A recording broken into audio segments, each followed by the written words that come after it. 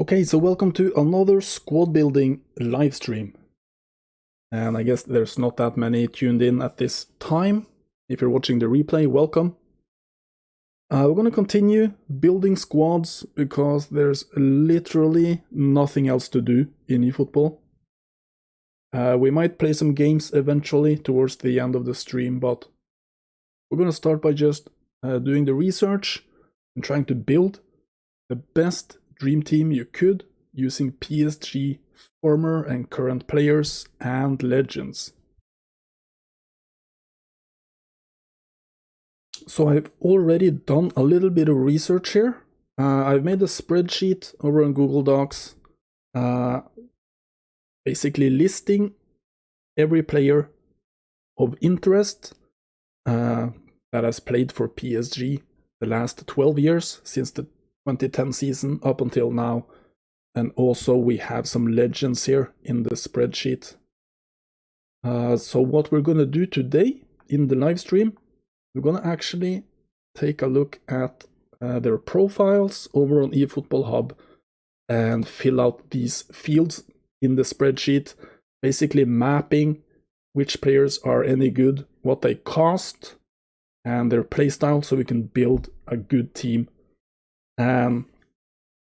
This is going to differ a little bit from what we did the last time, because here it's easier to fill out your squad with the players you want, because you have a list of players to choose from, and having this list with all the prices is going to make it easier to compare players for the same position if you want to pick up player A or player B or player C or right back and compare them to each other. So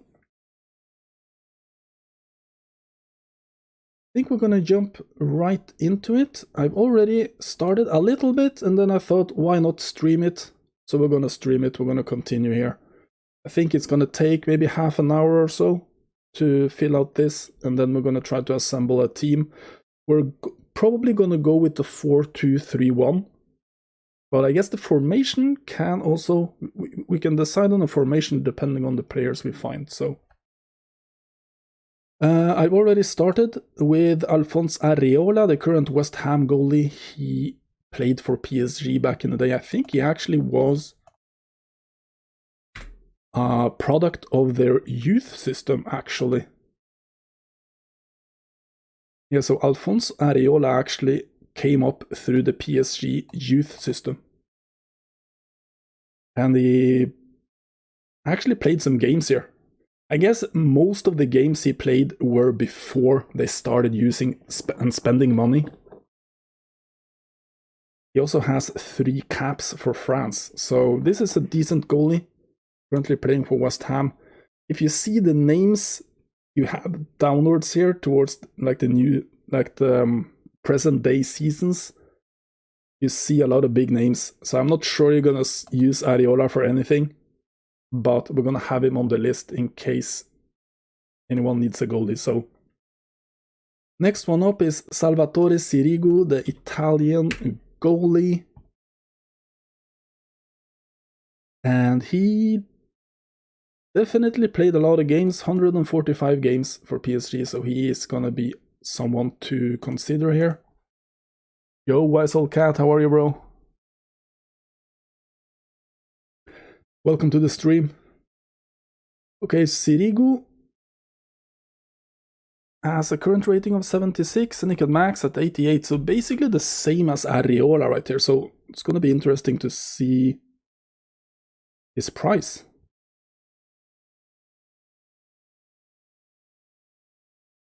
Offensive goalie, long throw, penalty saver. Wait a little bit, I think this, I've zoomed too much. This better? It's still possible to see on the screen, or is it too small? Let me know if this is too, I guess my face is covering here, so I'll do like this. Yo, I'm good, bro. Thanks for asking. Last week of my vacation, so I'm gonna stream a little bit during the day. I guess. I'm working on one of the bedrooms here. We're gonna paint, we're gonna redo everything. And I just put like a layer of sparkle, like covering up all cracks. I'm waiting for that to dry. And then I'm gonna put some wallpaper over it later today. So I'm gonna stream for like a couple of hours, I think, until it dries up. But let's see. Okay, Salvatore Sirigu. He cost 32, so he costs the same actually as Areola. And he's a defensive goalie apparently. Playing for Genova.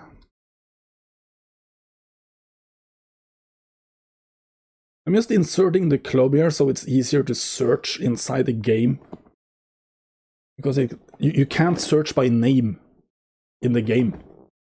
Which is stupid, you know? So you actually have to find the club and then maybe filter by position and then you'll find the player.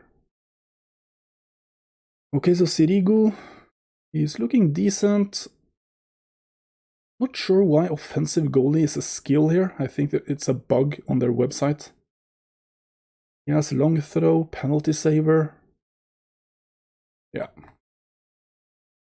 Next up, Mike Magnum. I'm not sure how many games he actually played.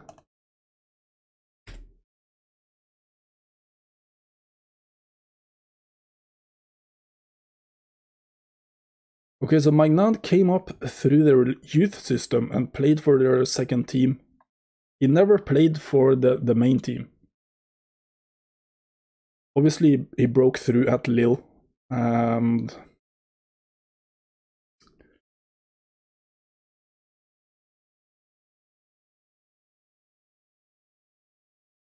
I think we don't need Mike Magnum here. I'm gonna remove Mike Magnum.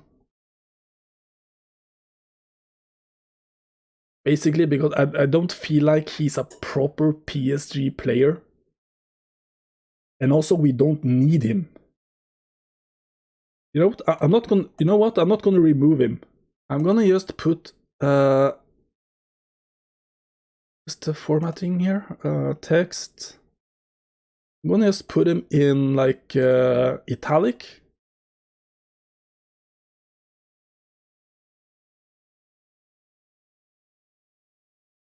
And I'm just gonna put played in youth team. I mean, there are no rules for building a dream team, obviously. But I think for me personally, if I have Mike Magnum already, of course I'm gonna use him on the team. But I don't have him. And I don't think I'm gonna spend for getting him for this particular team if I can get someone else who actually played for the team, for their main team. But we're gonna fill out the, let's see here, played in youth team as also a featured version. I like doing research, you know?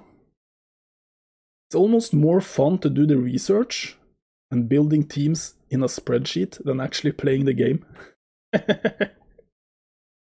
Joe Syriac, how are you, bro? Welcome to the stream.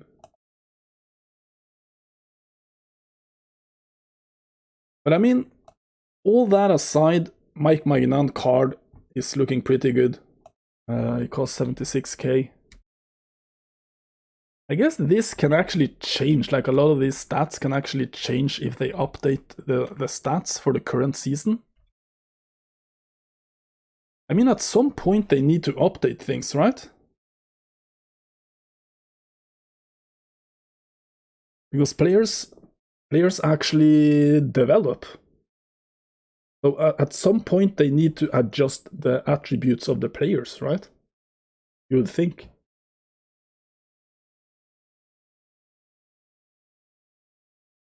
But I mean, all that aside, I'm just gonna fill out the prices and the stats here, and it's gonna be what it is for now. And there might be adjustments to this if Konami releases some kind of player update or season update. But I mean, Mike Magnum looking pretty good here. He cost like twice the amount of these guys. So considering he didn't actually play for the A team, I would not get him. But he does qualify though, because he has been in the system. Yo, Richie, welcome, bro. How are you? Kevin Trapp, let's take a look at him. Yeah, he played for PSG 63 games. Is he in the game though? No, so he is not in the game. I'm just going to put like a NA, not available. And we're going to do like this. And I like to do like a faint background red for these guys. A lot of the Bundesliga players are not in the game, as you may know. Which is a shame, because there are a lot of good players in the Bundesliga that are not available in the game. Really sucks. Did Buffon actually play a game? Or was he only like a backup? He played 17 games.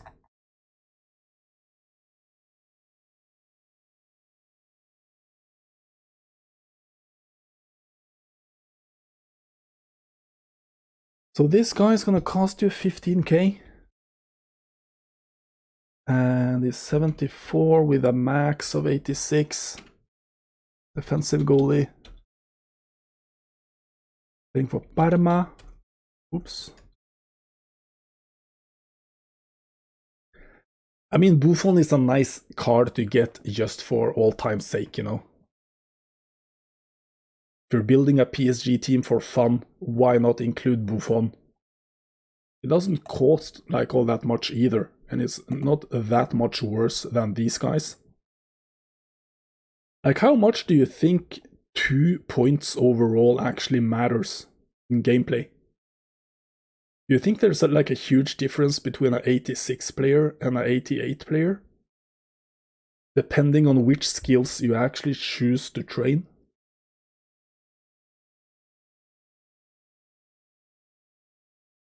I mean, that difference is probably gonna matter in maybe like 1 out of how many games? 1 out of 30 games maybe? He does like a good save or a bad save. I mean, the difference in price, I'm not sure that matters all that much at this level. I guess it might matter more if you reach like the top, if you're talking about like a difference between like a 95 and a 97 player. Maybe that is bigger. Okay, let's take a look at Keylor Navas. I'm not gonna check if Navas played games for them, because we all know he did. 200k! Now we start talking.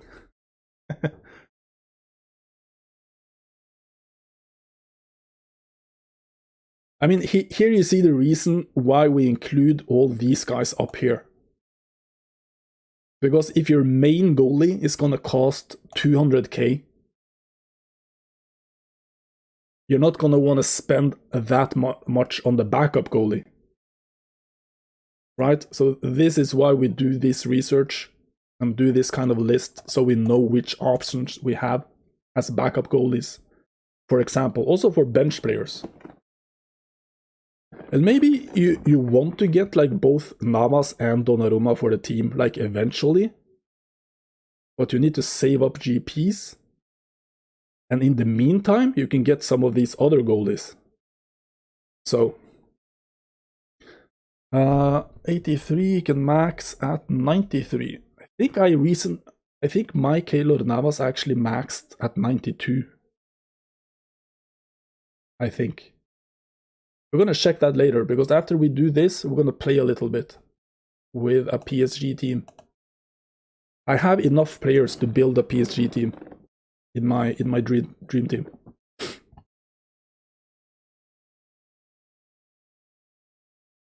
Defensive goalie playing for PSG. So he actually plays there still. Sergio Rico, did he play anything or was he only a goalie? Only a backup.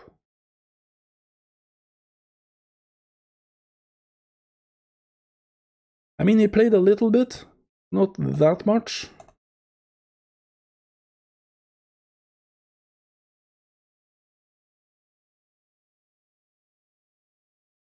Gonna cost you 14k.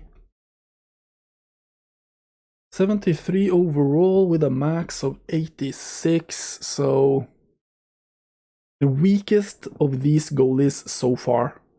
Just a tad behind Gigi Buffon.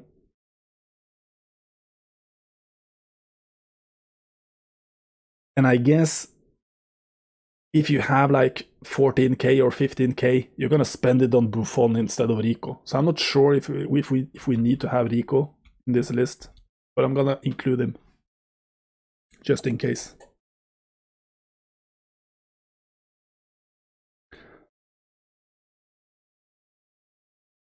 Defensive goalie with yeah, I remember using him a little bit in whenever you started this guy in PES when you played with PSG. It was very underwhelming.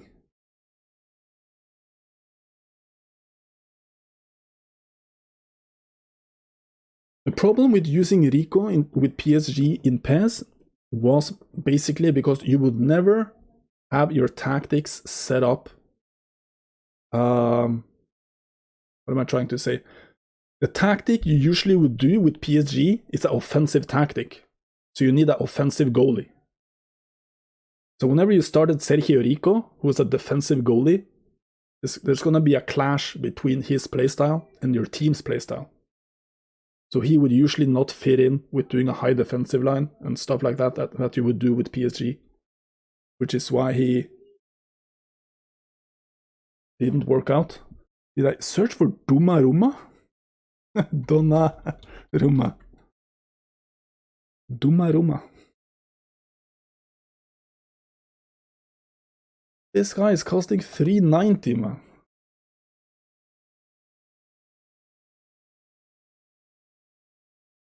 $83 overall and 94 max. So basically not, I mean, here you see what I mean. What's the difference between a 390k Donnarumma that maxes at 94 and a 200k Keylor Navas who maxes at 93? Is that point from 94 to 93 actually worth twice the amount, like 190,000k? That seems a little bit off.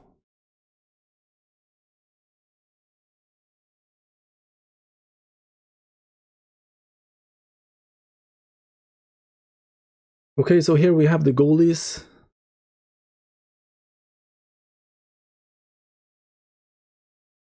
It's looking pretty good.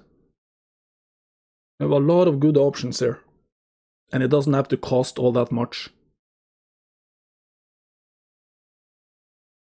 You could get like a decent goalkeeper, like starter and backup, for around 50k. If you get one of these guys as your starter, and then Buffon or Rico as the backup. But I mean 50k for one position, you need to have a lot of GPs if you're actually going to build a decent PSG team. So let's skip ahead here. We're going to go to the defenders. I already fill out for Mamadou Sakho. We're going to take a look at Thiago Silva, which we already looked at when we built the AC Milan Dream Team. This guy has two versions actually, so we're going to use the base version.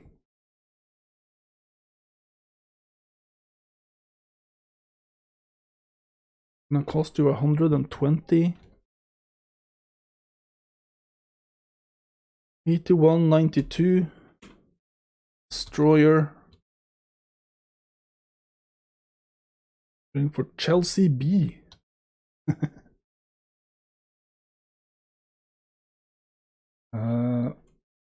2 versions. Third.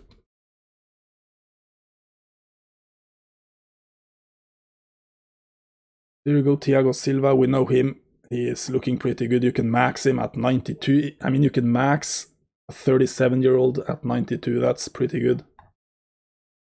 That's a lot of good skills for a defender. Solid player. Marquinhos. We actually have 3 versions of him, but we're going to take a look at this one. 300k. I guess I should have some background music or something for this stream, this kind of stream. There's no gameplay yet. PSG featured versions also available.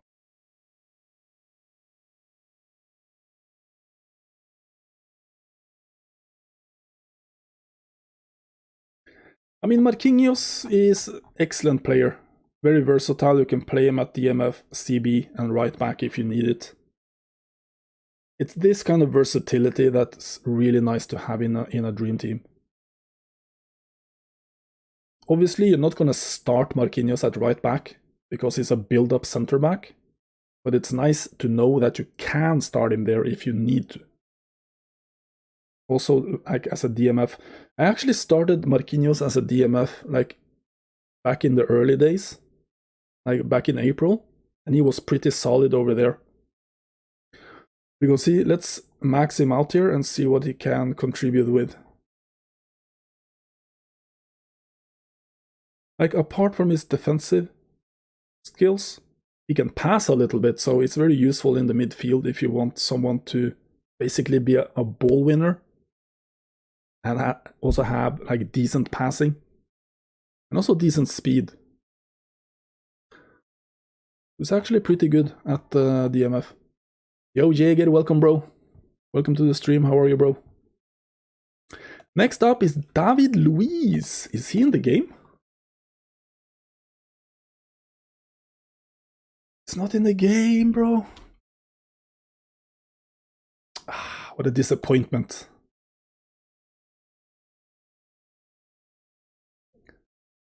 He's playing for Flamengo now, right?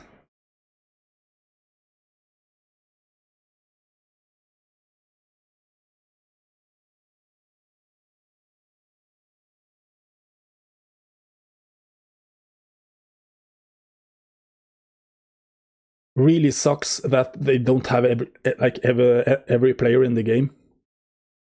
It seems so half-assed, you know? What would it actually take to put every player in the game? I mean, it's probably some licensing stuff, but they have all these other players. There's so many players missing. The more you play this game, the more you realize it's half done and unfinished. Basically just lacking, you know? Let's put not available on him.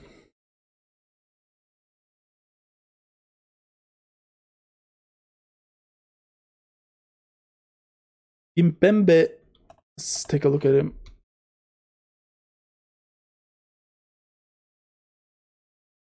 He has 2 versions and they both max at 91. So let's take a look at the base.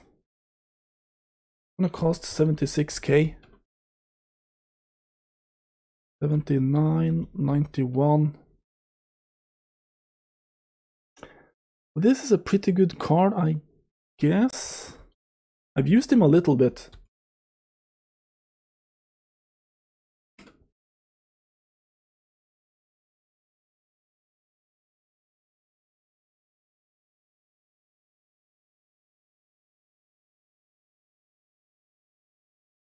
Yeah, it's a good card. The thing about Kimpembe, compared to a lot of other center backs, he is fairly quick. I mean, if you see a lot of the top center backs in the game, they're gonna be basically in the 60s in terms of speed, right? So when you have a guy like this, who's actually, he's not super quick, I'm not saying he's quick, but he's quicker than most other defenders, which can make him a little bit useful, you know. Has Thilo Kehrer actually played games for them? Yeah. Played a lot of games, actually. Take a look.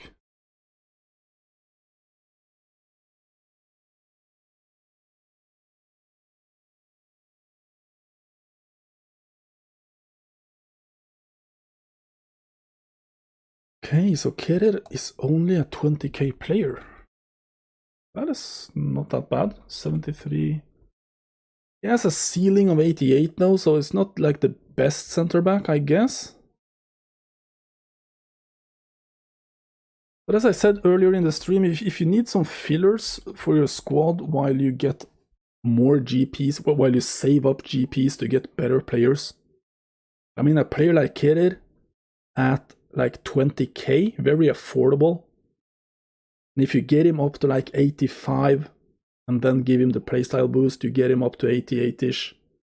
You can, I mean, even if you max him with the playstyle boost, he gets around 90. So he's gonna be a decent defender.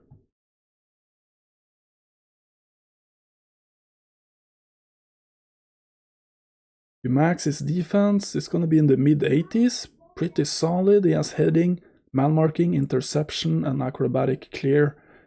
He also has decent speed. Definitely a decent defender, but let's compare him to these other guys.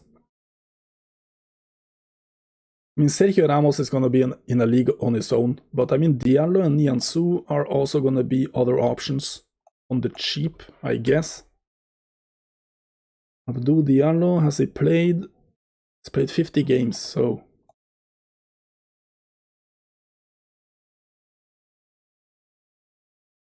Here we have another guy in like the high 20s, 29k player. Not that bad actually, 74. I mean, if you want a challenge, you get these guys for this team, right?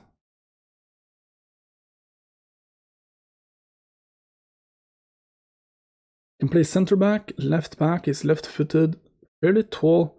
He reminds me a lot of Kimpembe, but obviously not at the same level. He's not that far off though. He can max at 89, and Kimpembe maxes at 91. It's a lot of good skills.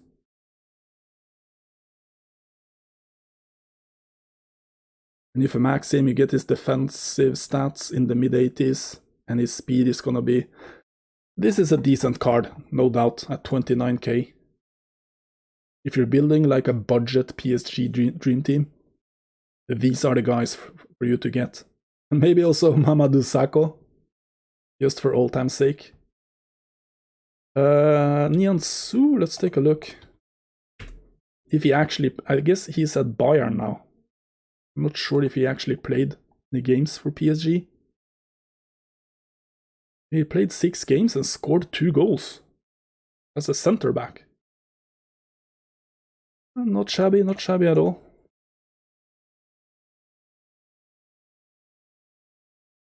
Okay.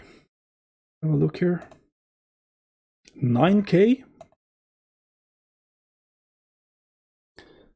70 overall, max is at 86, so I mean nothing special, but for 9k, if you want to challenge and you train him up,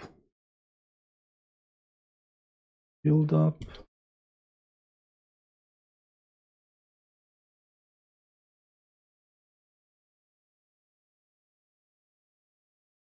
You get his defensive stats up to the low 80s, so nothing spectacular here. But it might work if you're above average eFootball player. You can maybe stash this guy on the bench, have him as a backup for 9k, maybe. Sergio Ramos. He has two versions. They both max at 93. And it's gonna cost you 200k. 83 overall, 93 max, extra frontman.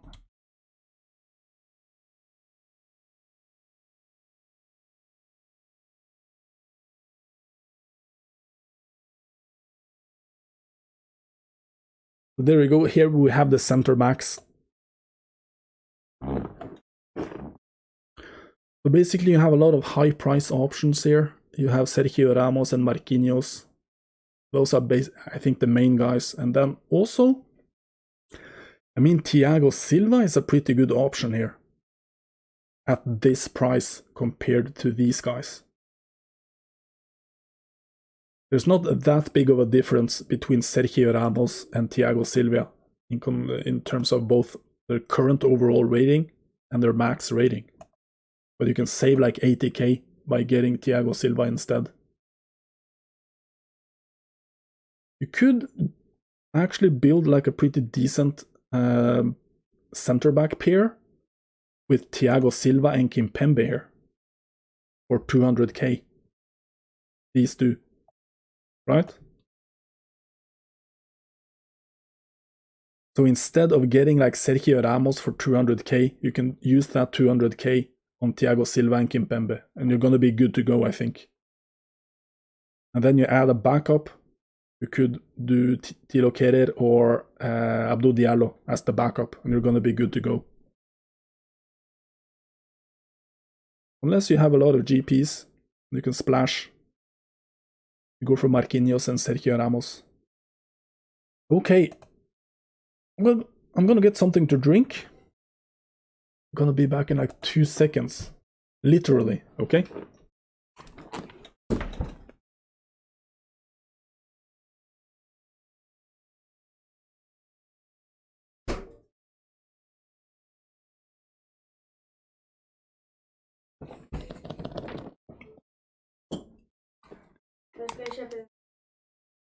Dra etterpå. Det er streama.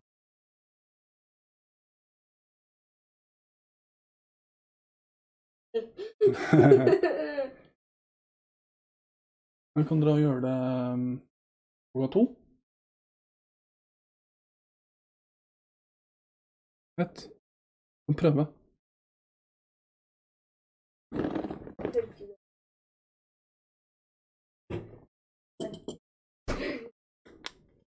Vi må sjekke på nett. Sikkert vi kjøper den. Hæ? Ja?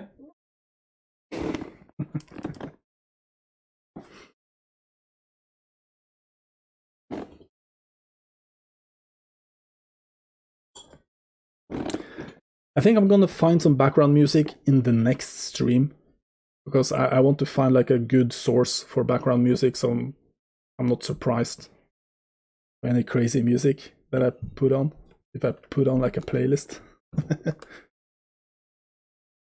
But I definitely think there should be some kind of background beats in this kind of stream, which is probably gonna last like an hour at least. So I hope you can bear with me for this one. Okay, so we've finished with the center backs. We're gonna take a look at the full backs, and here we have a lot of players as well. We're gonna start with the left backs. Lucas Digne, I'm gonna check if he actually played some games. He played 30 games. Lucas Digne played for Roma? I didn't know. If I get Lucas Digne, I can use him for the Barcelona team, for the PSG team, and for my Roma team. Let's have a look here.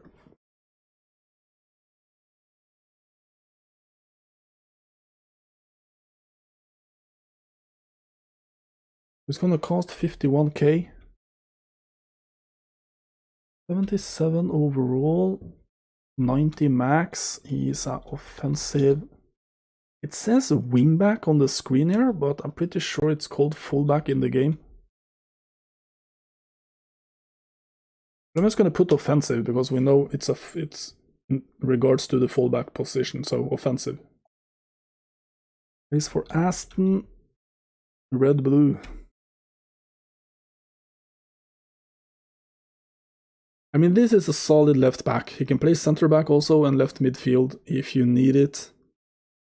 This guy, excellent passer. Also a decent defensive player. These are actually pretty decent defensive skills for a fullback. For an offensive fullback. He actually looks pretty good. Good speed. He has a killer of a foot. You can shoot, I guess you can shoot some free kicks with him.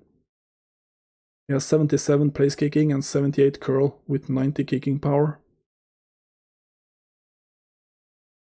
And decent passing. You can do a lot of crossing with him, I guess. Looking pretty good. Let's take a look at Kurozawa.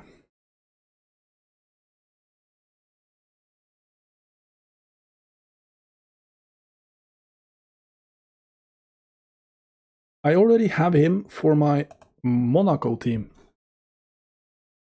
10k, 71 overall, gonna max at 86. A fullback finisher. Playing for PSG. So this guy's a decent left back. Nothing spectacular, but he's quick and he can cross. Decent defender, decent passer. Yuri Berchiche. Remember this guy? Plays at Atletico Bilbao.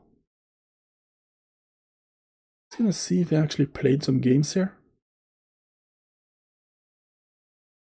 Yeah, he played for one season, played 22 games. So this guy is actually someone you could pick up.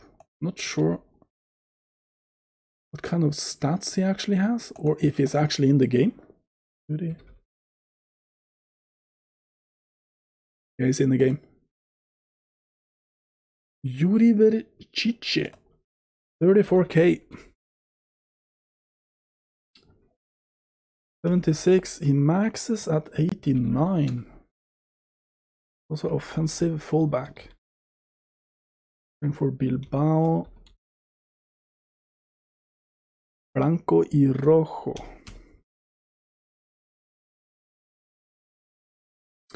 Left back, left midfield, also left wing. If you need this kind of player at left wing, I think you have a problem, but nice to have. The versatility. Decent speed. Also a decent defender for being offensive fullback. Can cross the ball. Yeah, this guy is looking like a solid player.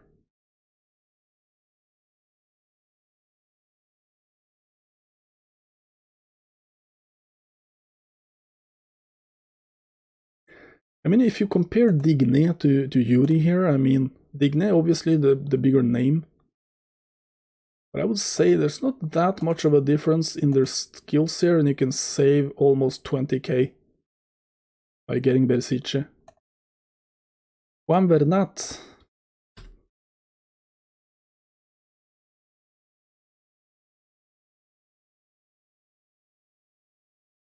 Let's have a look here at Juan Bernat.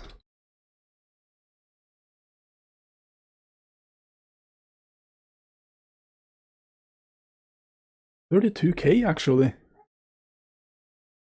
Juan Bernat is cheaper than Yuri Berchiche. That is something to think about.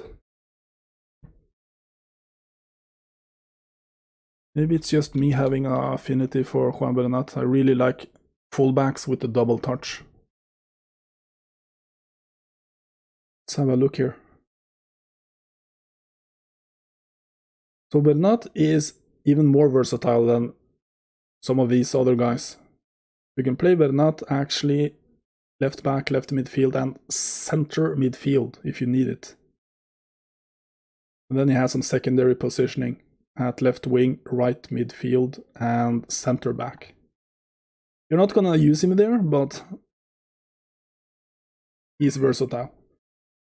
Double touch, super quick, decent defense, decent dribbling, and good passer. So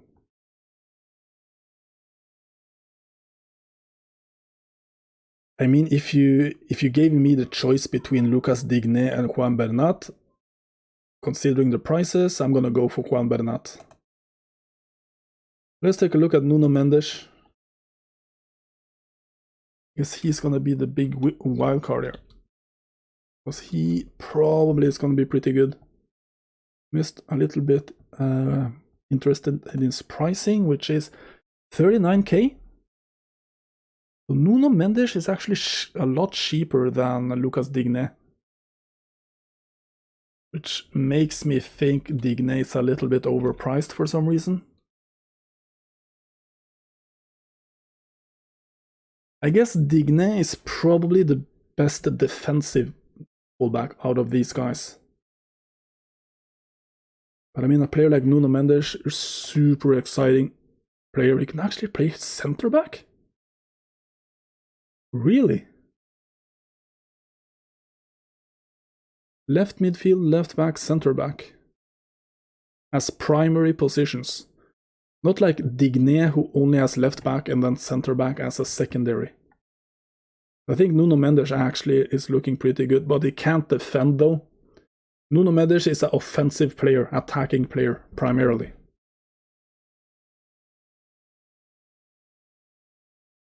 So if you're looking for more like a defensive left back, you should probably go for Digne and pay the extra price. But if you want like a modern, roaming down the wing kind of left back with excellent dribbling, or maybe not excellent, but good dribbling and good passing, great speed, Nuno Mendes is your guy. He has the double touch also, so you can dribble with him. He also has pinpoint crossing, so no, he doesn't have double touch. Excuse me. He did have double touch in PES. That is why I said it. It doesn't have it. But still, he's a decent attacking option right here. I mean, you have a lot of options, considering you can choose from basically 4 very good left backs.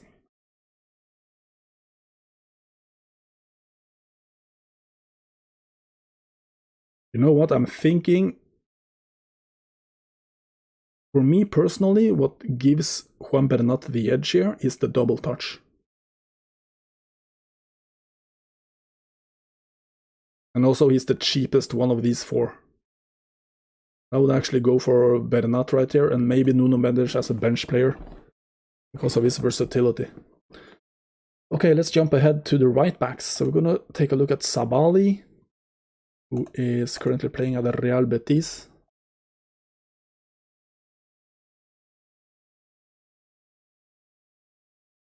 So he never played any games, but he was in their youth system. Is he a left back?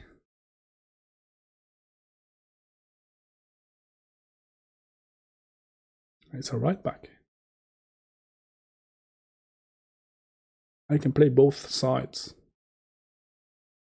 I guess this guy is not going to be picked up by many players, but I'm gonna keep him in the spreadsheet just to know we have an option if we need to fill out our squad with a defensive player. Via Triana, Verde y Blanco.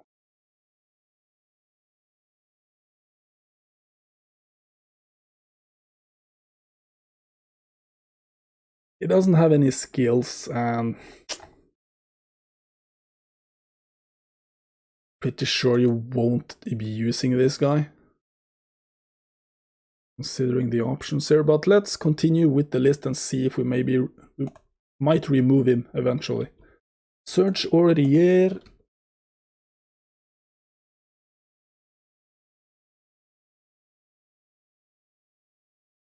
$32K. 76, 89. Expensive. It's for Villarreal. Amarillo.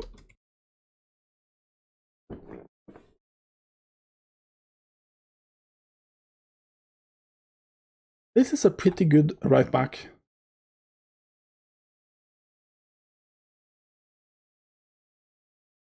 It's actually pretty good defensively, considering he's a full offensive fullback. He has good speed and good physique. But this is definitely a good option at 32k. Let's take a look at these other guys. Is Mounier in the game? I've never seen anyone use him.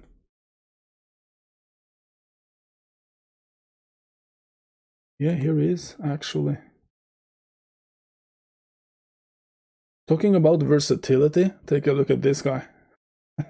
Right back, right midfield, left midfield, left wing, right wing, and second striker. And also has center forward as secondary. It's gonna cost 22, oh, 22. 75, 88 max. It's a finisher.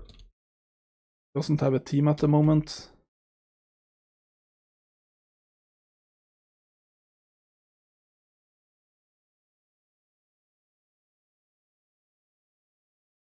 He's one of those weird players. He's only like, he's decent defensively. At the same time, he can't pass. You know what I mean? You would think like a attacking fullback would actually be good at either like playing defense or passing. But he isn't either. He's like very average on both. Although, like, I mean, mid-70s defending is okay if you actually can cross the ball. Only 71. It's not bad, but it's not the best either. So, although he has pinpoint crossing, he has a lot of good offensive skills. He can shoot, he can finish. I mean, he's one of those weird players. Then we have Dani Alves. It's available in 3 different versions. We're gonna base it on the base card, as we always do. 32k.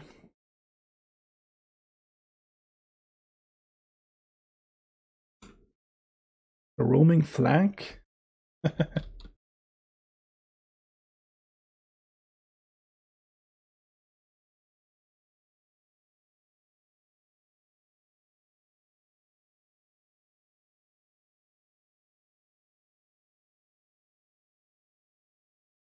I mean, Dani Alves, still the same Dani Alves as always. He can't defend, but he can pass, good dribbling, decent speed, a lot of good skills. Crossing, passing, fighting spirit, double touch. He's a good player. Colin Dagba, did he actually play?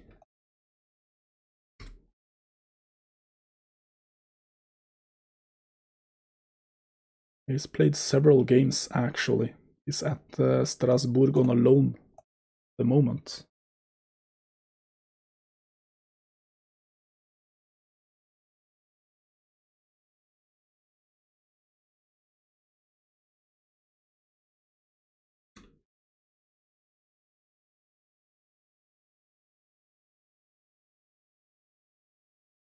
I guess this guy's gonna be a filler, so we're not gonna take too long on him, but decent defense, decent. I mean, this guy has better passing than Thomas Mounier. I mean, this doesn't make any sense. This guy you can max at 86 and costs barely 10k is actually better statistically than Thomas Mounier. I mean, for the skills I value in a fullback. Obviously, Mounier is better because his overall is better based on his skills. But for the skills I value in a fullback, I would get Colin Dagba actually instead of Mounier. Let's jump ahead there to Florenzi.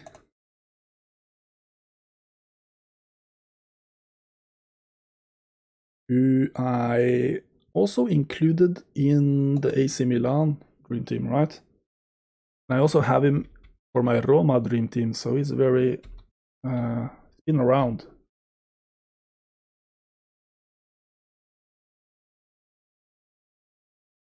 Milano Rossoneri.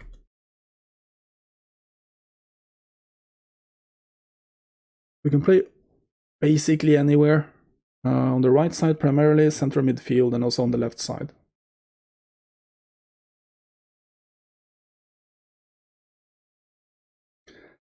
He is decent at everything, has a lot of good skills. That's a good player. Hakimi.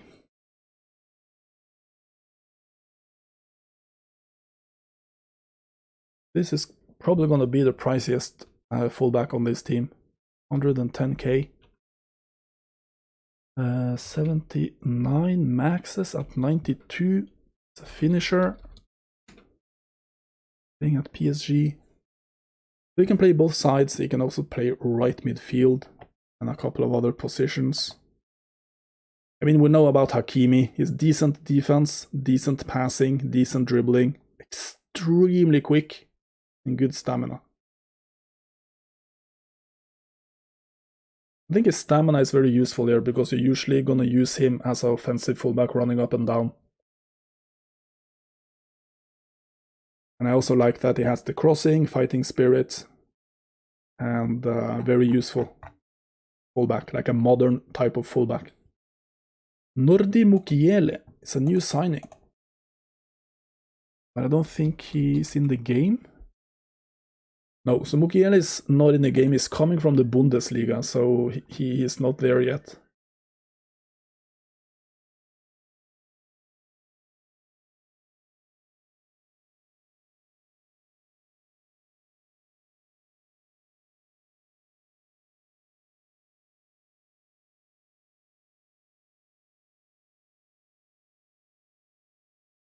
Mosquitoes here. Okay, so to summarize this far, obviously you're going to be able to build a pretty good team with these players. Like regardless if you have a lot of GPs and go for the priciest ones, or even if you spend like on these like mid-tier players, you're going to be able to build a pretty good team. You have a lot of options at the back. Let's take a look at the midfield. Here we have Claude Makelele, legend. I've already filled out his stats here. And then Krychowiak actually played there for a little bit.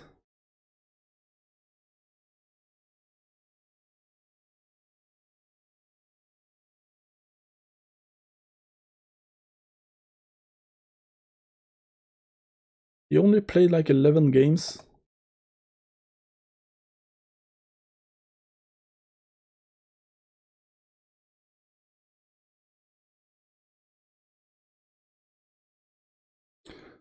But he is in the game. Defensive midfielder, looking not too shabby. 77, 89. Oops. It's gonna cost 34k.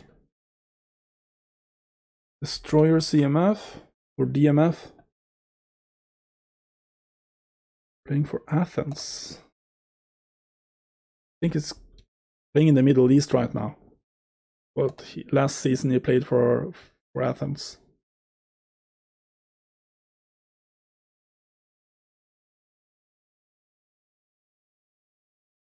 Here we have a great, not a great, but a pretty good defensive player with good passing, decent speed, and good physique. He can do a lot of stuff.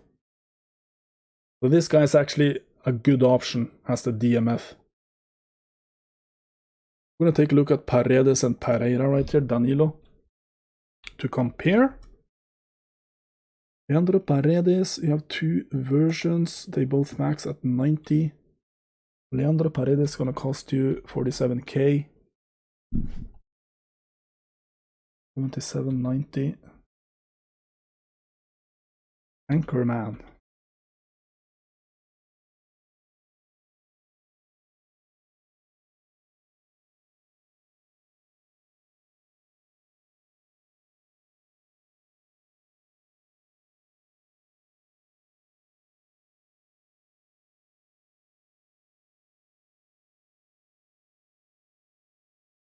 So Paredes also like a good defensive player with very good passing.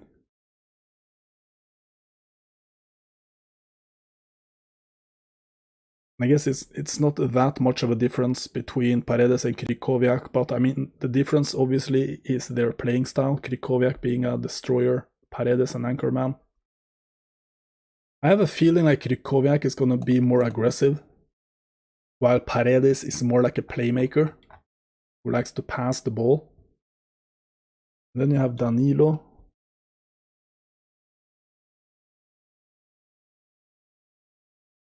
Who can play also center back. Gonna cost 32k. 75 and 89. Destroyer.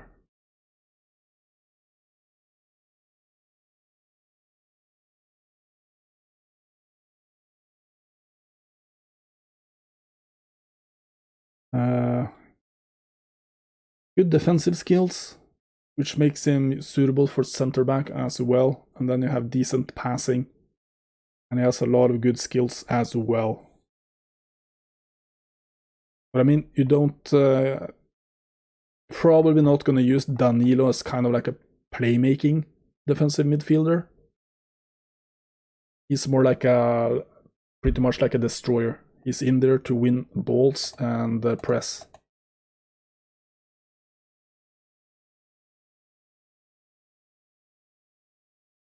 We have some good options at DMF right here.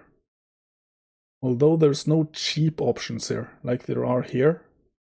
With Dagba, like at 10k. There's no like cheap options at DMF. Let's skip ahead. We're going to take a look at the Cmfs. There might be some DMFs in here. Matuidi, we're going to start with him. 14k, 72.86. Box to box.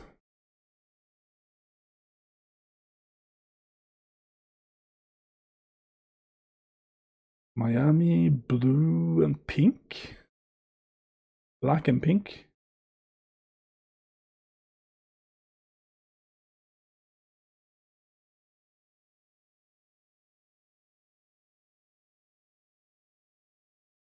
I mean, Matuidi is a decent box to box here. But I mean, given his age and his overall rating, he's probably not going to cut it compared to these other players you have.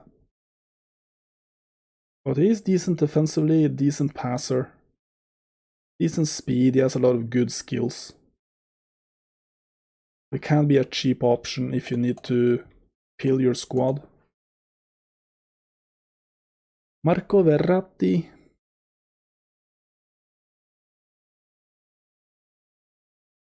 So Verratti apparently is rumored for Manchester City in like a three-way deal. So the rumor is Verratti goes to City, and then Bernardo Silva from City to Barcelona, and then Frankie de Jong from Barcelona to PSG. That's the rumor. Like a three-way deal. So Verratti is costing 180. 192. Orchestrator.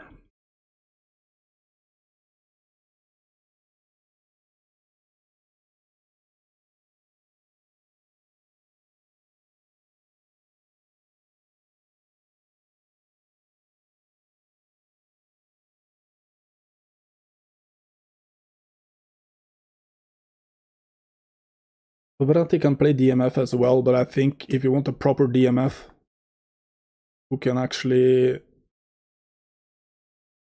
be strong, win the ball tackle, Verratti is not your guy. Considering he's like 170, 165 even. But this guy's primarily like a orchestrator. You pass it through him. He can dribble, he can pass. A lot of good skills. David Beckham actually played there for like a season or something like that. Let's take a look at what's the difference here. Take a look at this. Cross specialist.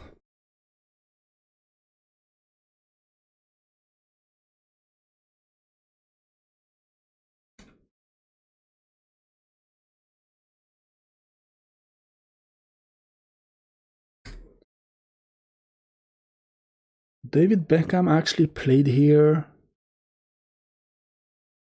in 2013. This was actually his last club.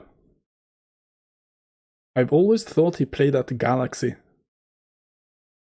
for his final games, but he actually played for PSG in 2013 in his that was his final year.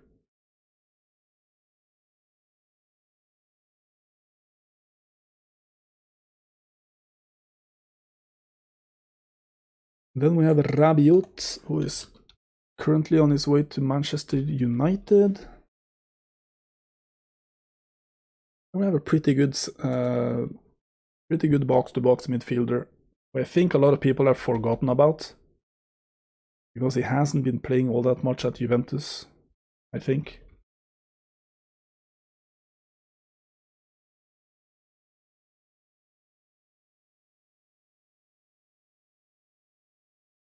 But this guy is a solid box-to-box. Although at 70k, I mean, you're probably not gonna want to spend 70k on this guy. Although he is pretty good, he's not like a big name player. He's solid, but not anything spectacular, you know. Then you have Lo Celso.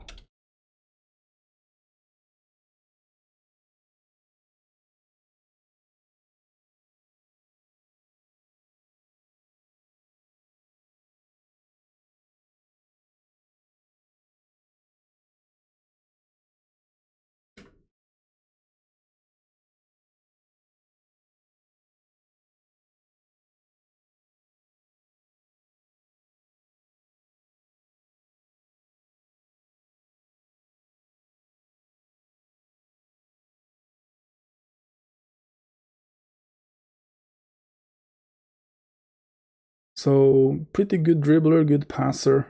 He can also finish, double touch. He can shoot from range.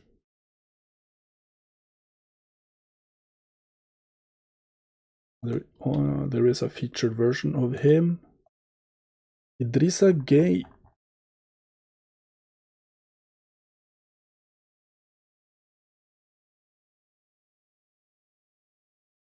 Another box-to-box kind of guy.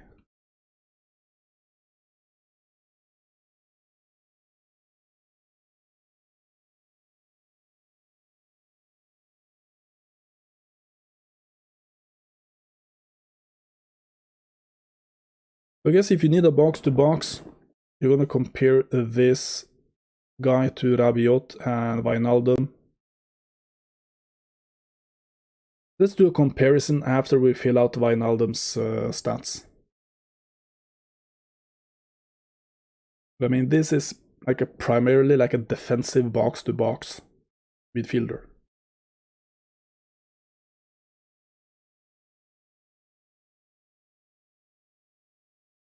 Then we have Ander Herrera. It's also a box-to-box. He was an anchor man in PES. 34k.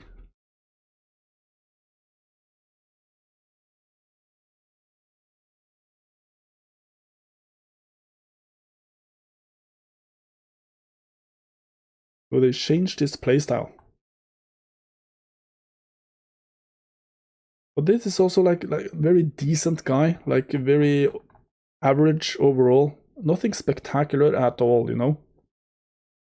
Just like Rabiot, very solid player.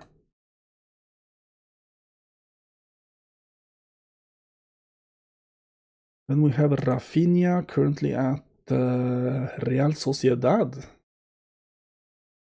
22k.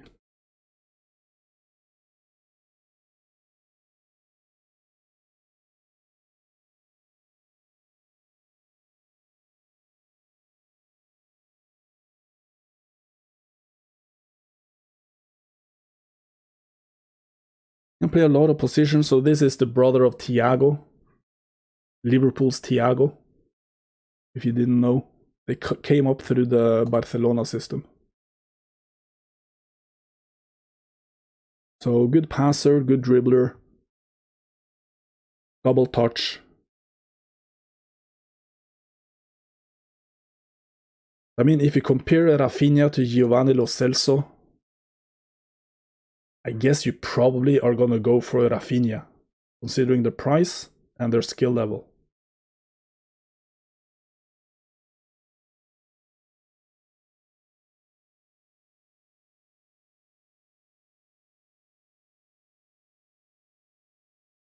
Then we have Wijnaldum, who signed for Roma this weekend. 82k, 80 and 90, box to box.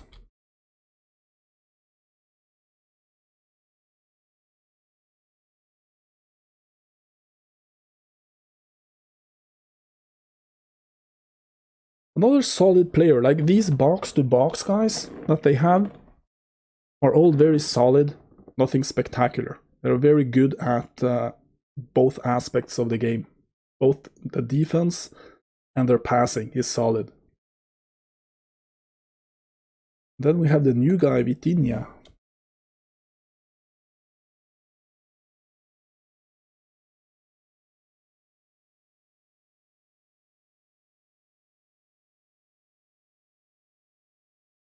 So this guy is available as like a base card and also like a featured version, the Breakout Stars. Let's take a look here. 71. I guess you want to pick up maybe the featured version, because this base card was very underwhelming.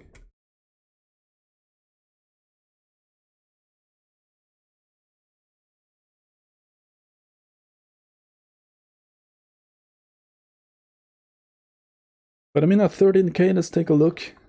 We need to fill out our squad. Good passer, decent dribbler. It's a decent card. I would expect him to get a big upgrade this season after he plays a little bit for PSG.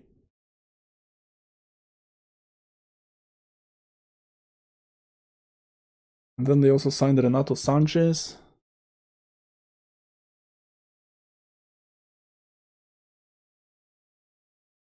Another box to box, 43k.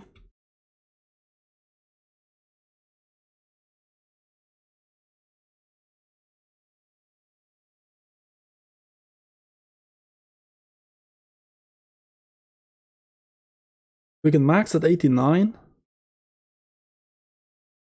And yeah, pretty much the same as the other box to box players. He has the double touch. And he might have the best dribbling skills actually of these box to box players.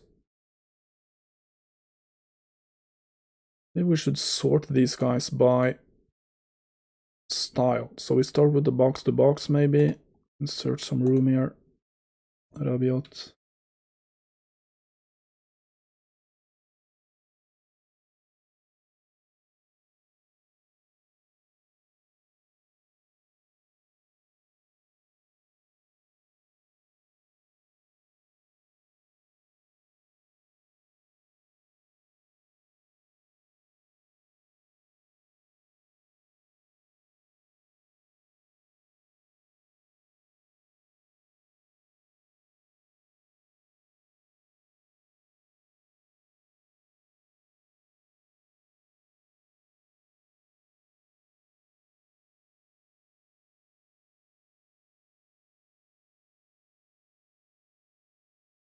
So here we have them. We have the box to box guys up top here.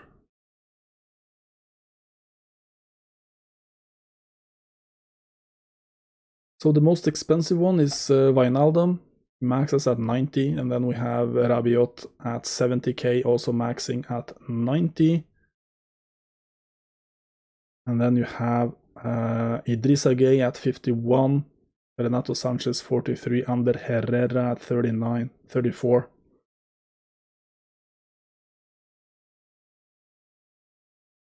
And then you have some orchestrators. It really depends how you want to set up this team, if you need all those box to box, or if you only need like one box to box midfielder in your squad.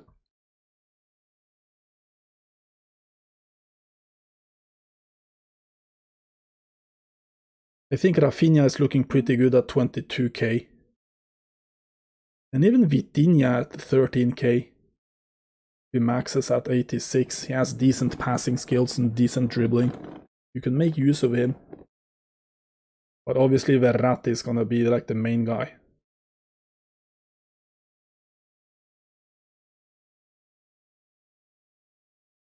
Then we have Nene, who was pretty good like in the 2010s. He's 40 years old at the moment, so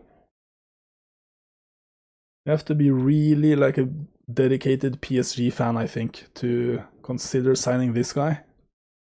But still, he looks pretty good. Classic number 10. This for Fluminense. You can max him at 86. He can play all over the place up top. Cost only 10k.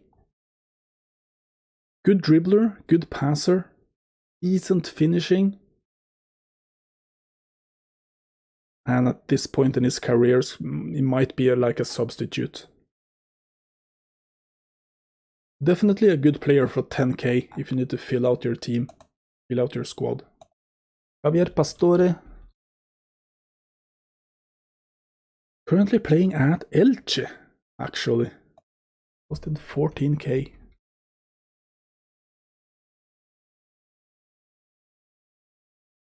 Another classic number 10. Elche Blanco y Verde. We can play AMF, CMF, and wings. Good dribbler, good passer. And a lot of good skills. You can shoot from range. I mean, it's looking pretty good. I guess Nene was looking a little bit sharper on the finishing.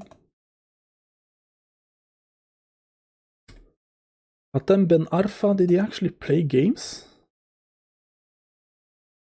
He played 23 games here. Is he still in the game? Here he is, Hatem Ben Arfa. 8k.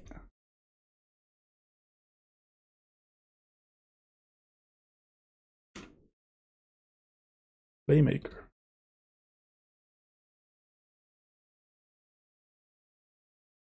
Play anywhere, literally anywhere up top.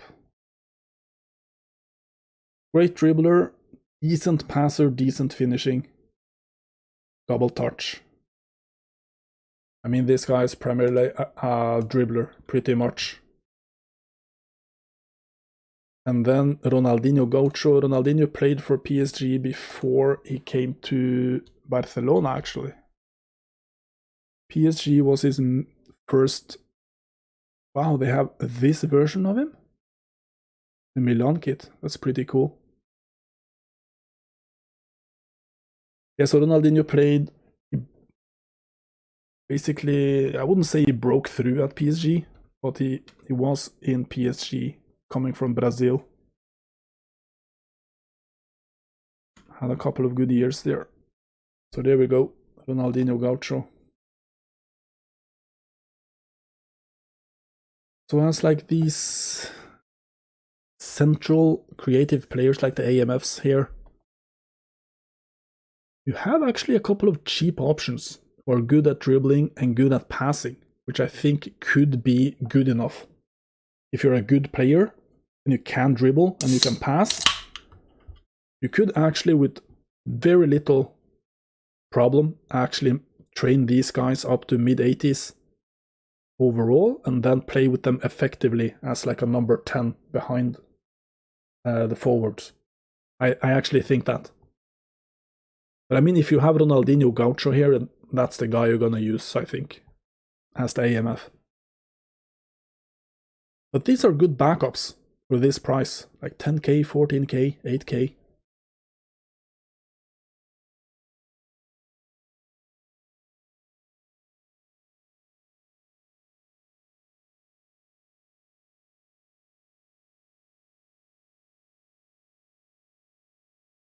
Okay, so I'm gonna take a look at the wingers.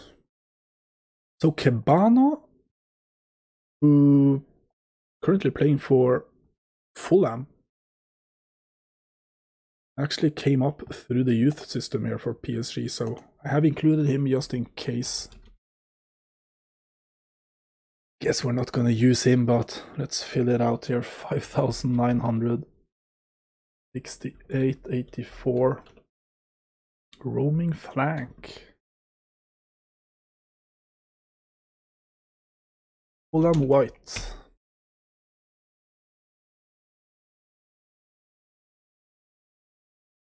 I mean, he doesn't offer you all that much. He offers you dribbling. That's pretty much the thing he offers. Dribbling and pace. He can't pass and he can't finish. Then we have Jeremy Menez, if you remember that guy.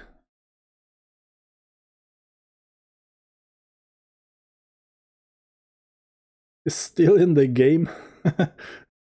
This is like, if you're really nostalgic, you're gonna maybe pick up this guy.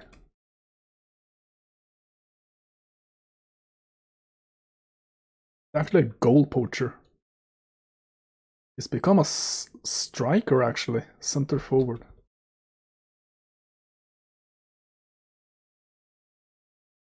But he can play anywhere up top. He originally played on the side. He was a winger originally, and then I think in his older days, he has become like a striker. But he can dribble a little bit. Actually, pretty good finishing. Decent speed. Finish a little bit. He does not have the double touch or anything like that. No long range shooting either. But I mean, this is like someone you pick up if you're really nostalgic and you want a challenge, pretty much. Lucas Moura. 51k. 77 and 90. Prolific winger.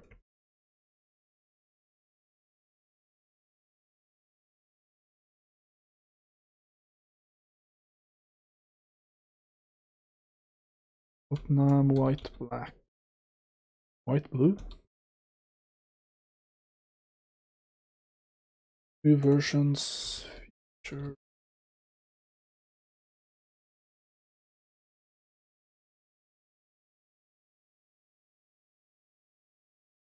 Lucas Moura, super quick, good dribbler, decent passer, decent finishing. And he's a super sub, which is, I think his value is being a super sub. Kingsley Coman, did he actually play any games?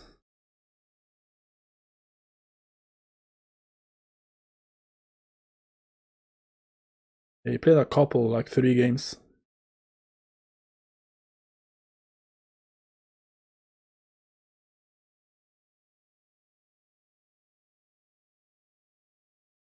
Gonna cost you 170k, but of course this is a prime winger in this game. Max is at 93. Although I think with the other wingers here, you're not gonna consider picking up Coman, I think. But you have him. It's a good option. You can play both sides. He's quick, he can pass a little bit, he can finish a little bit, he can dribble, and he's quick, and he apparently also has a super sub, so useful player. Di Maria.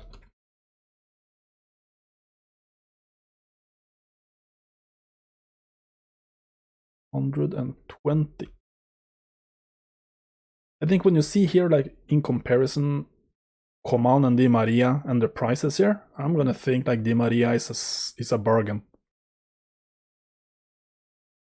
Because Coman is basically just super quick and good at dribbling. While with like Di Maria, you can dribble, finish, and pass.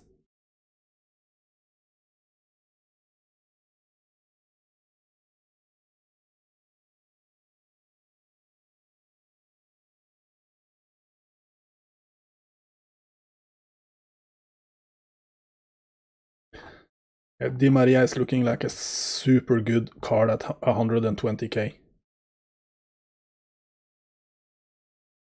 And then we have Nkunku. I actually don't think he's in the game. I'm not sure if he actually played any games for PSG. Yeah, he played a lot of games for them.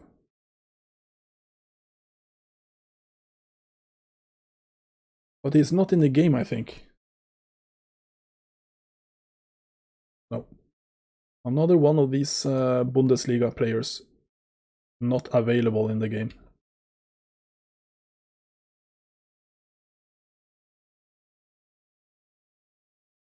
Julian Draxler.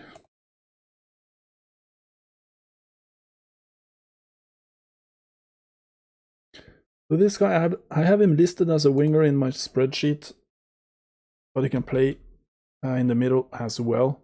Cost only 22k, that seems a little bit cheap,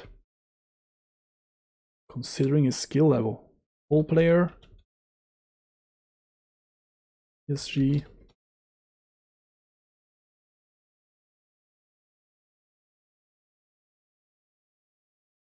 So obviously Draxler, you may know about him already. Good dribbler, good passer. He can finish decently, decent speed.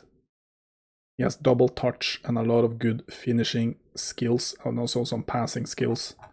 So this is a super good player, I would say, for 22k. Gonzalo Quiddish, did he actually play? So Gonzalo Quiddish, if you don't know, he signed for Wolverhampton yesterday. He played 8 games for PSG. Of course, he's primarily known for his time at Valencia here, scoring bangers. Let's take a look at him here.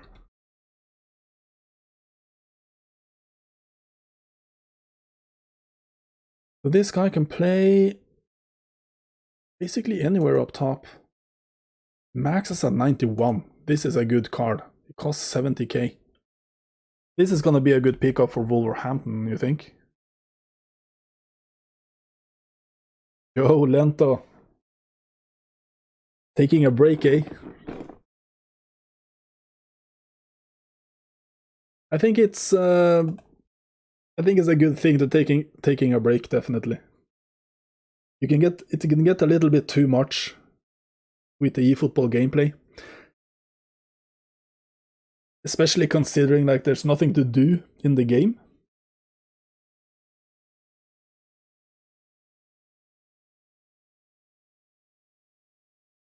I read on Twitter yesterday, or it was early this morning, that Season 3 is gonna start on the 25th of August. So we're gonna have another one of those 2-week breaks. With basically more of nothing. Apparently. Okay, Gonzalo Quiddish, dummy runner.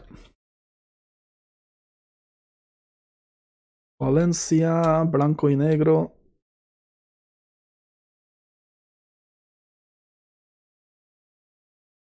I mean, this looks like a pretty good card. He maxes at 91 actually.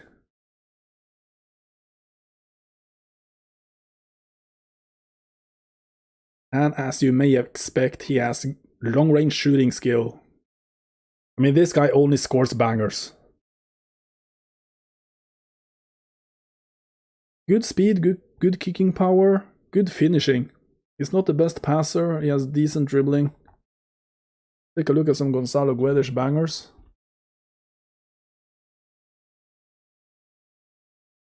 Bangers. Well, best goals. Welcome to Wolves' best goals and skills. We need to see that.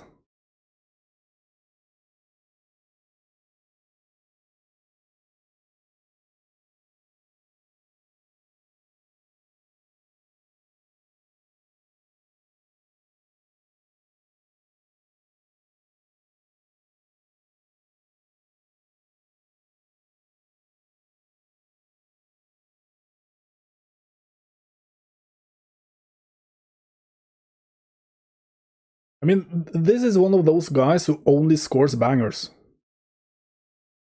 Like pretty, except for this one, of course, but I've seen so many highlights on Reddit on long-range shots by this guy, and also he's deadly on counters.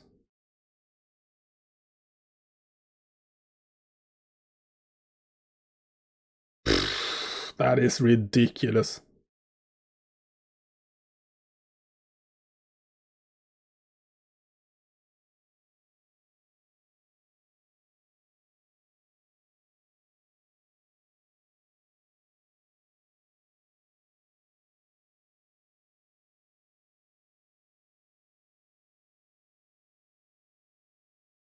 Oof.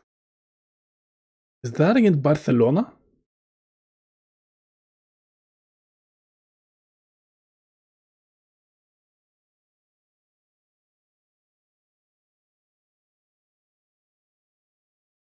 No way. No way, man. No way.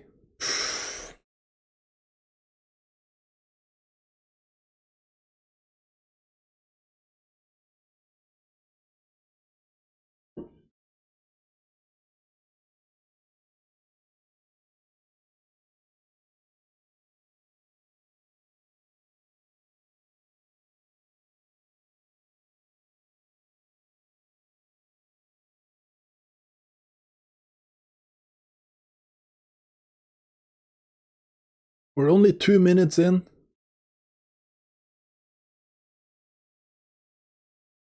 Let's see one more banger and then we're going to continue with the squad building. Ooh. Golazo.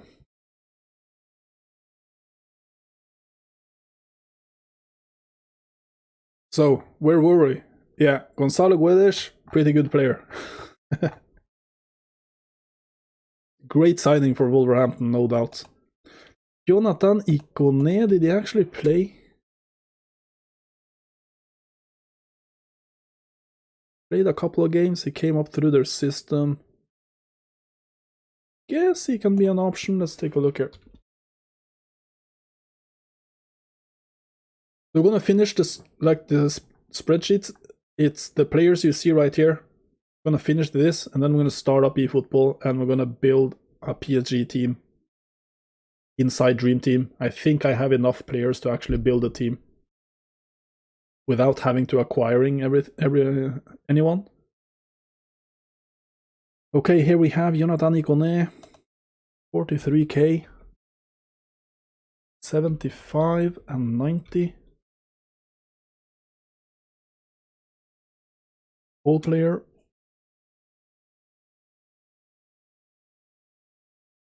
Irende Viola.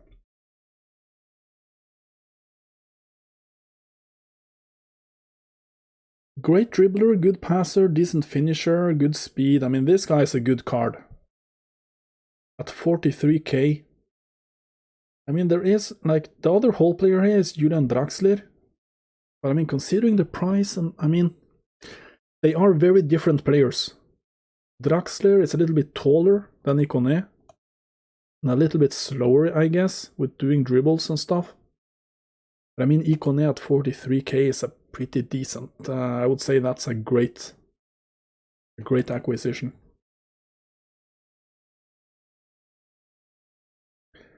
Neymar. How many versions are there of Neymar here?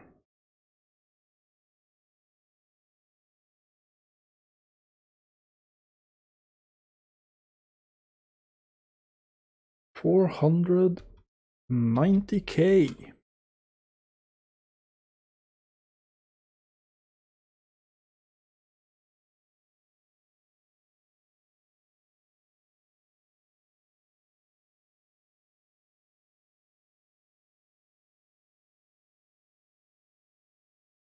Yeah, we're not gonna analyze Neymar. We all know Neymar. Then we have Diaby. Did he actually play? I think Moussa Diaby is rumored for Arsenal. I think Arsenal are trying to sign him. looking pretty good. This guy was a great in PES.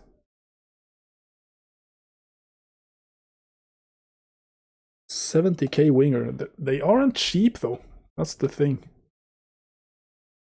70k is a pretty substantial like investments in terms of GPs.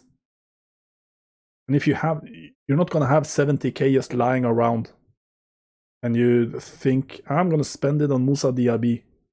No one is gonna think that. But if you want to build, like, you have any interest,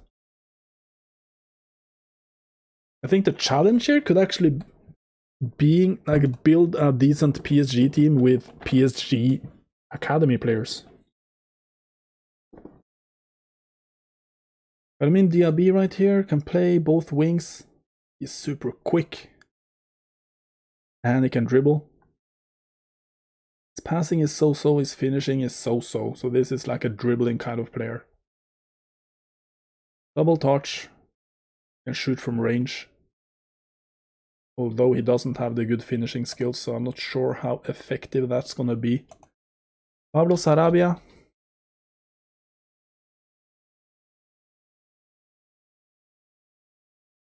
$34k. 76 and 89. Roaming flank.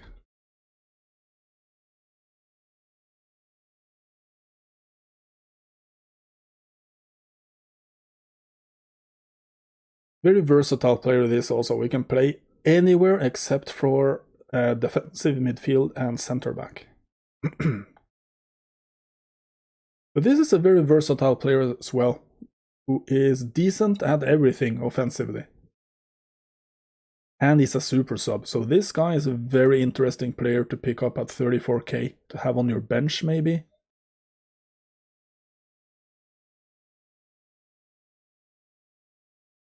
I mean, there are a lot of expensive options here. And then we have Messi.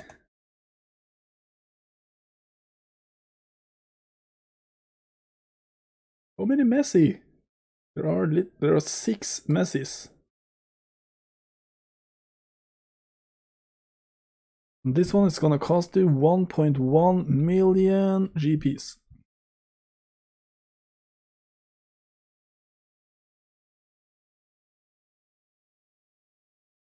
And I guess it's worth it, maybe. Yeah, we're not gonna go too much into detail on Messi. We all know him. Kevin Gameiro. I'm gonna move on to the strikers. Gameiro played here for 2 years, back in 2011.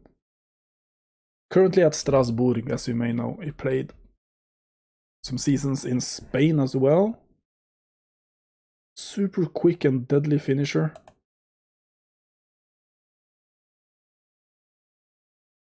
Gonna cost you 14k.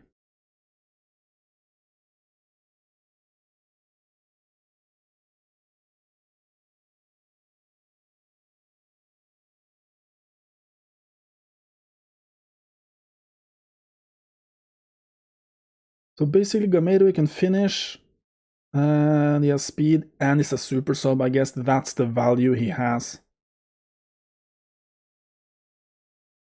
Basically his price and the super sub compared to these other guys, because you can see on the list there, no way you're gonna even consider getting Gameiro if you have all these other guys. Ibra.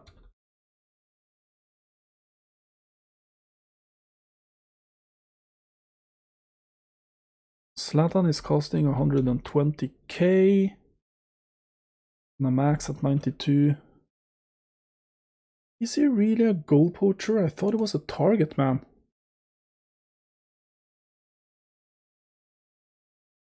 I'm not sure how accurate this is. I'm pretty sure he's a target man. I might be mistaken though. Milano Rojonero. And then we have Cavani.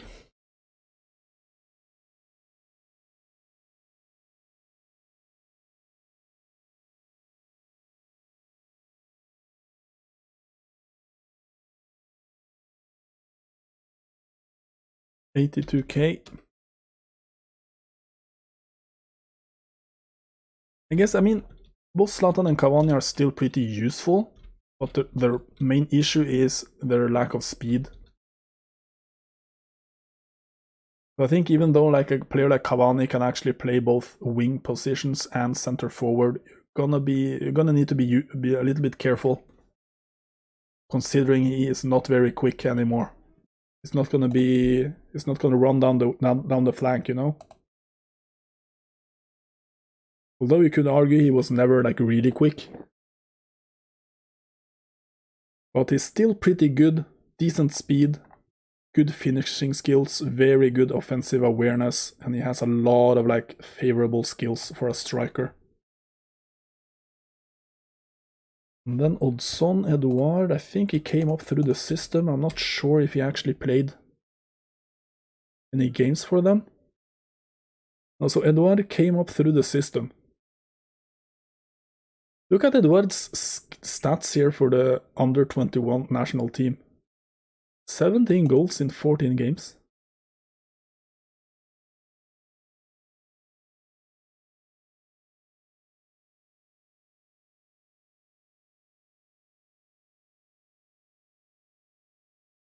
I mean, it's a 20k striker.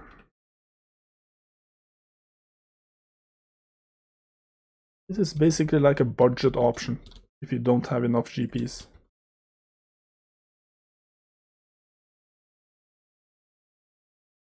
Then we have Mbappe.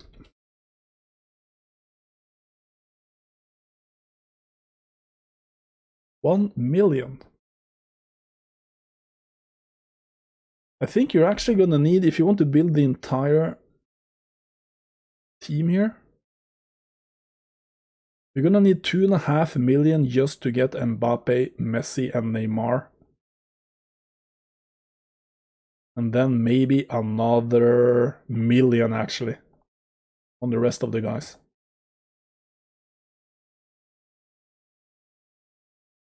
Did they do a PSG team pack? They didn't do it, right?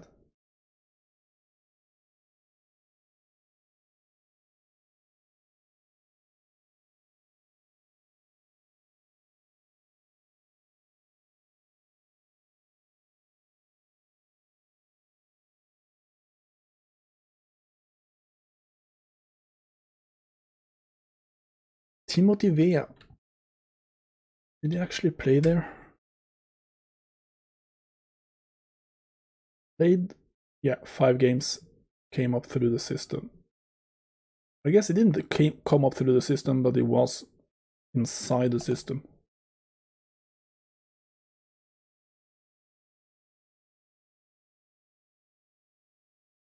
Another budget option.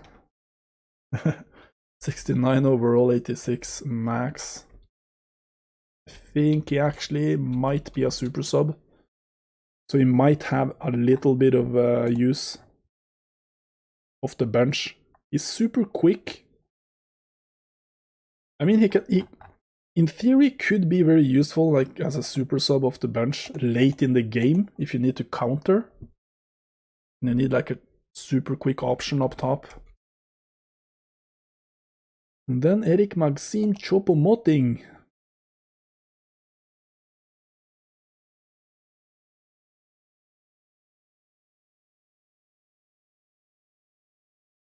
Currently at Bayern. This guy has played for so many good teams, which is remarkable considering he's very average. No offense to this guy, but he has definitely made the most out of his career. Another super sub with a lot of good skills, and he's like a decent player.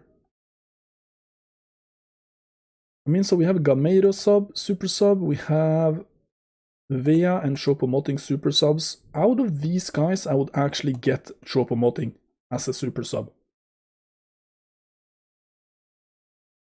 Considering his price and all these skills he has.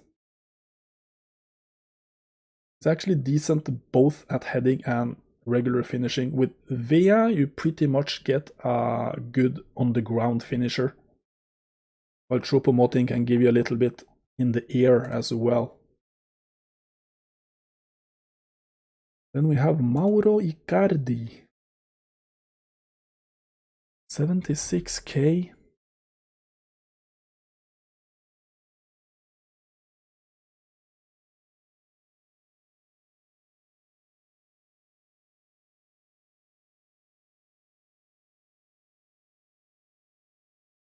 Great finisher. And decent speed. I mean, very good striker. Is going to score some goals inside the box, but it's not going to dribble and it's not going to finish. It's not going to pass. Did Moise Kean actually play games for these guys?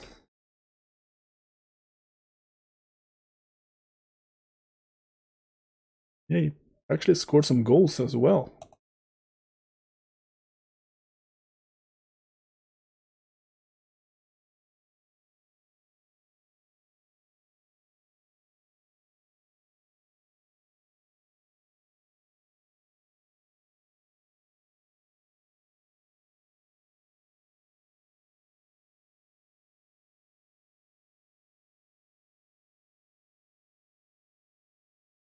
I think the problem with Moise Kean here is he's not a super sub.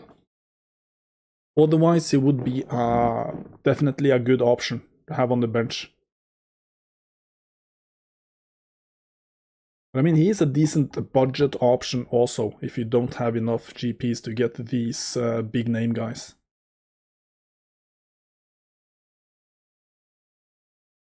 Then we have Ekitike, the new signing.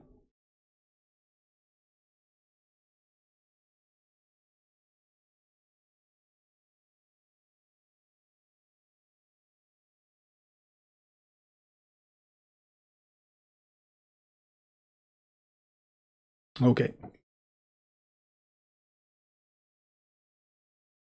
So there are a lot of options here to create a good team, I think.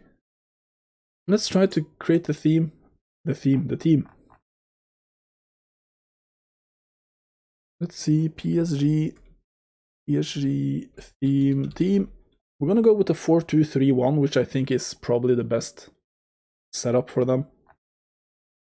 And the goalies. Now we go. We're gonna build the team, obviously, like the theoretical best team you can put out on the field. So we're gonna have Donnarumma in goal.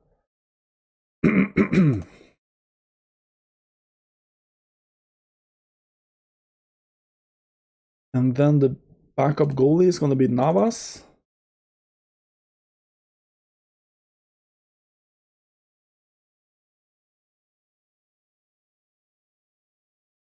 But as I said earlier in the stream, there are options here.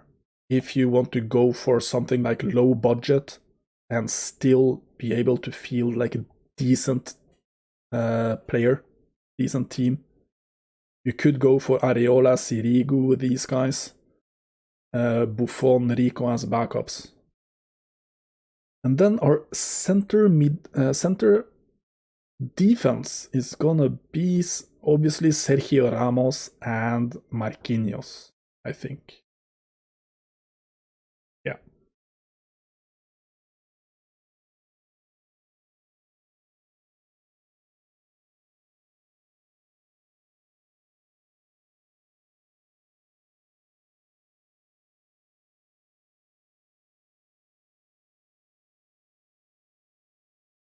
And we're gonna have Thiago Silva on the bench as the backup.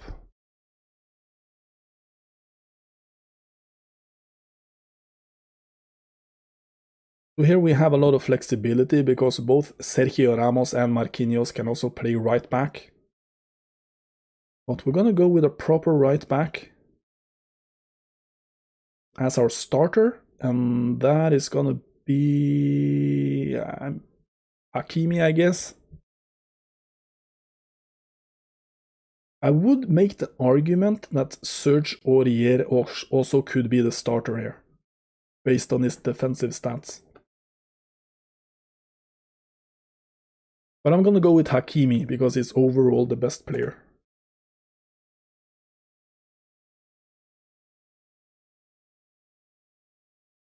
And then at left back, here we also have some options. There's no one who really like stands out here. But you know, Lucas Digne is the best defensive of these guys. Personally, I really like the offense of like Juan Bernat and Nuno Mendes. They're super quick, and you can use their speed to get around and cross the ball. And I also like the fact that Bernat has the double touch, which also makes it a little bit easier to get around to do the touches when you go around the fullback. But here, I guess you could do the argument that Lucas Digne is going to be the best one. He's overall probably the best of these left backs. Really depends on how you like to play. But I'm going to insert Digne there because he's best, the highest rated player. And then we need a fullback backup for our bench. And I think we're going to go Juan Bernat.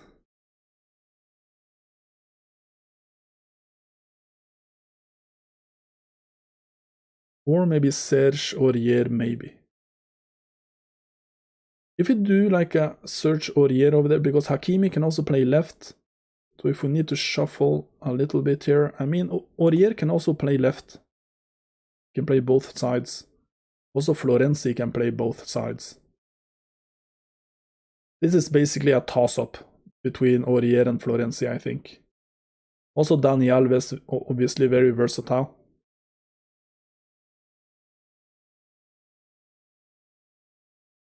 This is not... You know what? I'm going to go with Dani Alves just because of his name.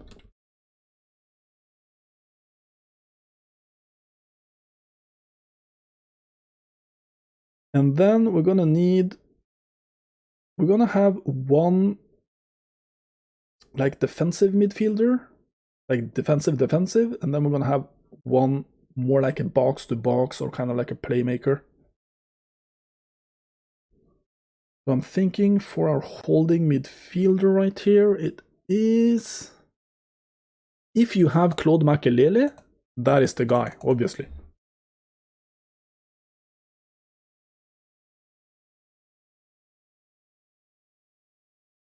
And then next to him, probably if you have David Beckham, you should use him here, I guess. I mean, these wide midfield positions are going to be used for Messi. We're going to have Mbappe here, maybe, depending on who we start up top. And then Ronaldinho Gaucho here. So I guess David Beckham could fit in right here. It's either David Beckham or Marco Verratti, right? But let's assume you have all the legends. You're going to go David Beckham. And then Verratti on the bench.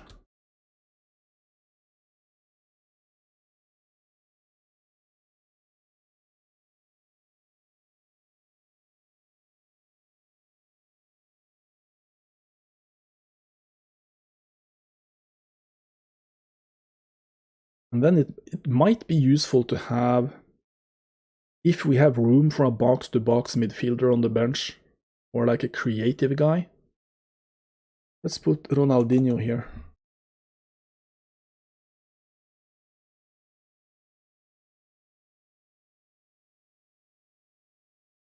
It's going to be Ronaldinho, Messi.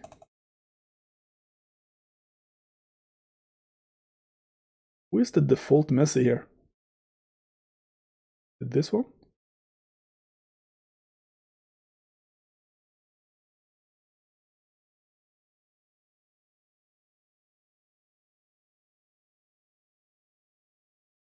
The question is if we're going to use Mbappe up top or on the left.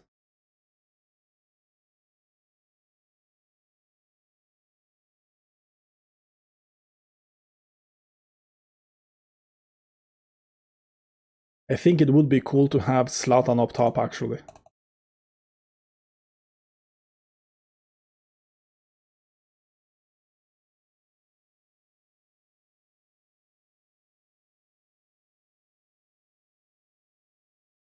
I mean, this is a pretty good team if you have these legends available. And on the bench here, we can fill out with some of these other guys. Neymar, we're... Okay, we need to put Neymar. So forget about this setup. Neymar. Neymar is going to be left midfield, and then Mbappe up top.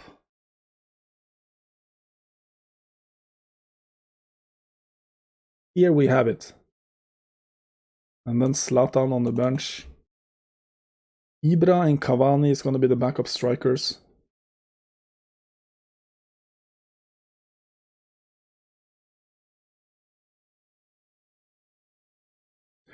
Whenever we need to score a goal late in the game or something, we can push these wide midfielders up, and also we could put on someone like Cavani as like a second striker. Now we basically have to fill out this spot right here, and we have some super subs. Kingsley Coman could maybe be a good option. Lucas Moura could be a good option.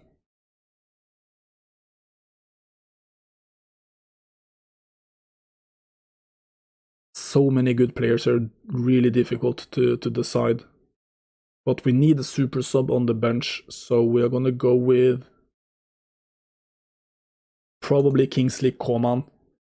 Although then we won't have... You know what? We're gonna go with Kingsley Coman.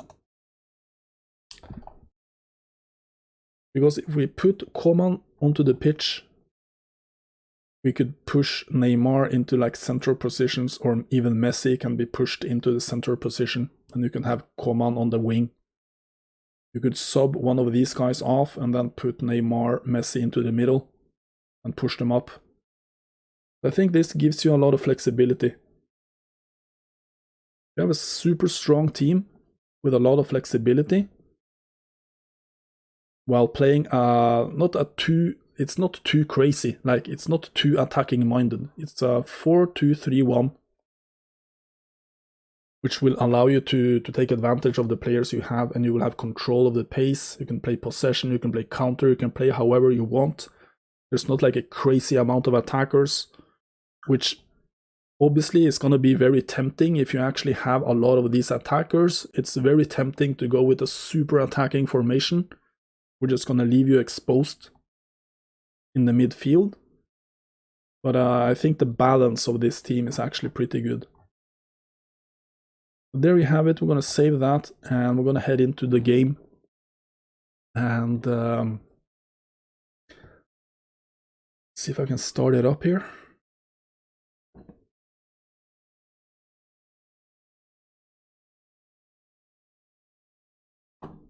I'm going to set up a squad with the players I have available in Dream Team, and we're going to play like a couple of games.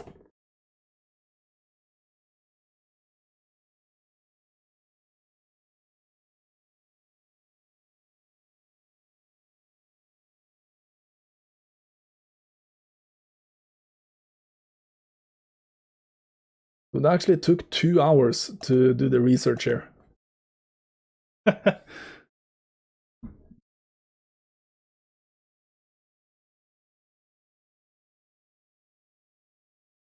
Let's see.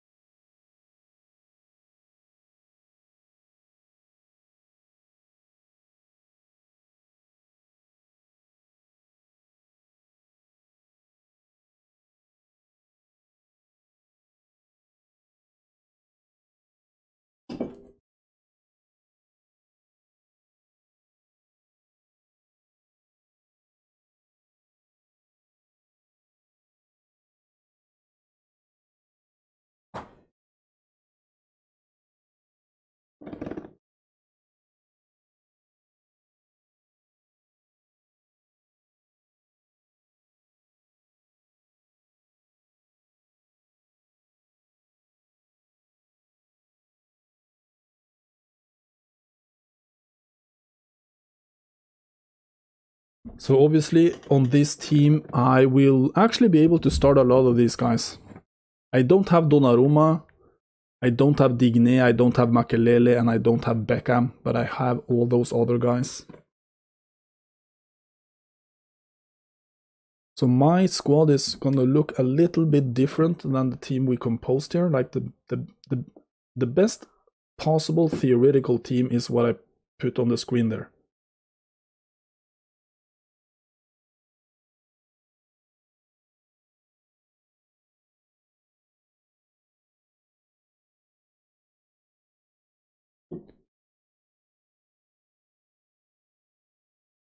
I'm starting up the game here. It's gonna take a little while.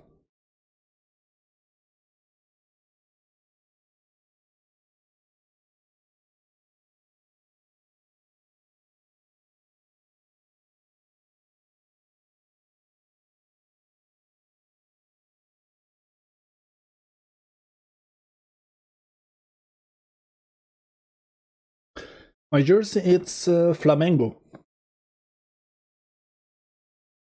It's the second kit. Their away jersey. I got it on sale.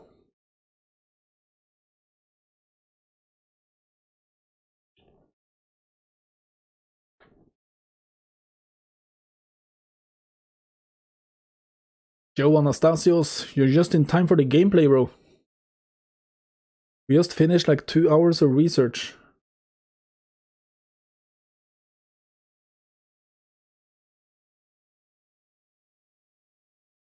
I think, you know, although we're actually building a pretty good team here with the best players, I think the fun of this exercise would actually be to start Hatem Ben Arfa and players like that.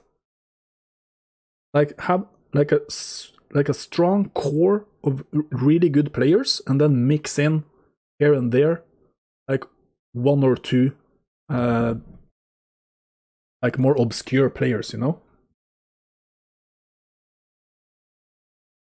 Okay, I'm about to start up the game. We're getting close here. I have 23k actually GPs, so we could actually get someone like Ben Arfa for our bench if we need it. But I'm gonna switch screens here, and we're gonna start. Let's see, do like this. Is it working?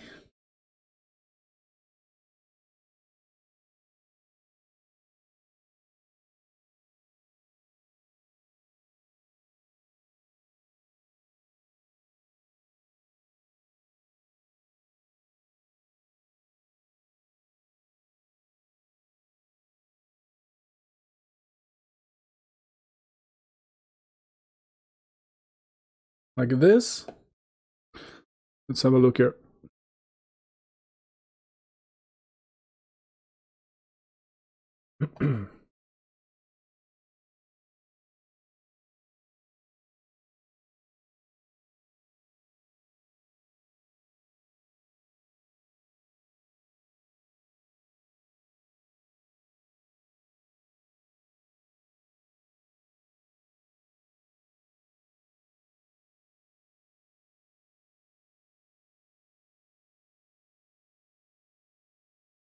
There we go. Everything's still working. The mic, yeah.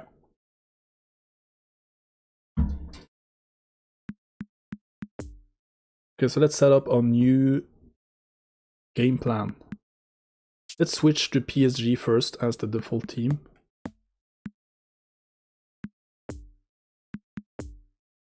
And I think we're gonna play like 2 or 3 games because I need to go do something. PSG.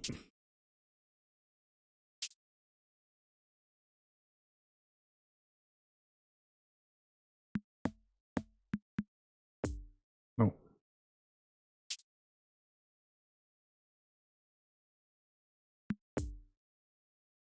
Anastasios, we've been researching PSG team, basically, up until now. Game plan list, okay. Let's take a look what I got here. Maybe I can replace one of these. This is the Roma team, so I need to keep that. Here we have, yeah, this we can replace. This is my attempt at playing meta, right? So we're gonna go with the 4-2-3-1 like this. What playstyle should we use? We're gonna have a lot of players with good possession. We should be able to play out wide, I think, instead of going counter. Considering we're gonna have Neymar, we're gonna have Messi, all these guys. Let's start with the goalie. We are gonna have Keylor Navas.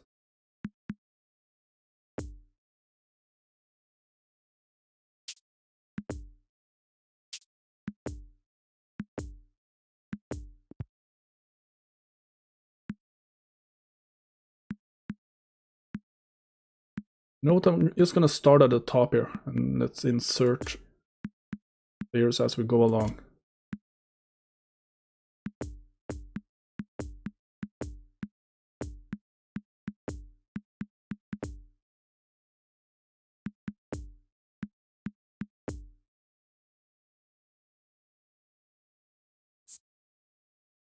I just need to check if I actually have out wide on Ronaldinho 95.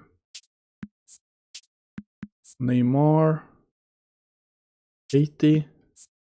We can't play. Yeah, I have 80 possession on Ronaldinho. 80, 70 looking good. Mbappe cannot play out wide, so we need to change to either possession or quick counter.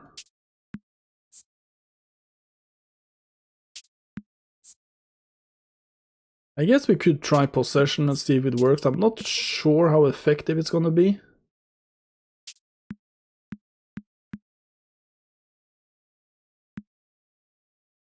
I'm thinking more quick counter actually, because we're playing online after all.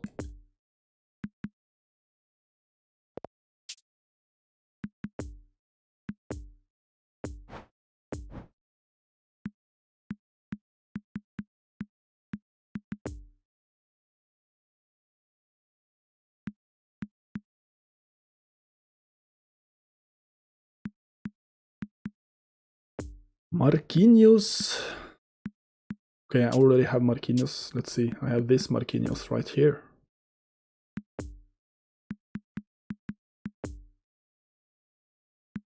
Here, no.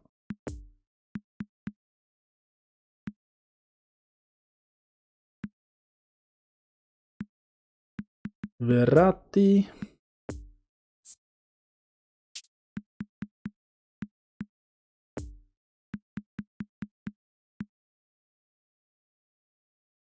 Di Maria, Ramos, Navas.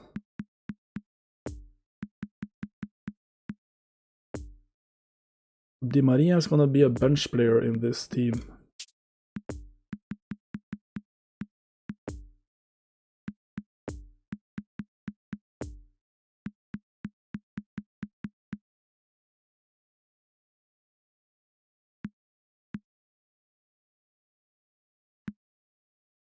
Kimpembe is also gonna be a bench player.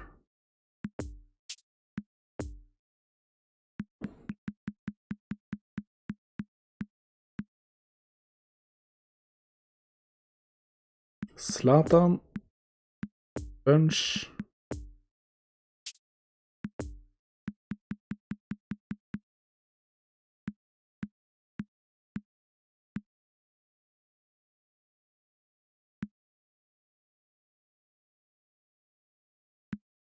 Cavani,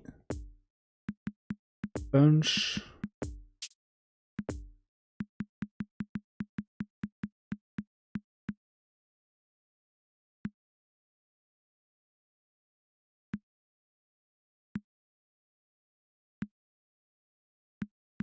Leandro Paredes might be the DMF. I need to check which other players I have.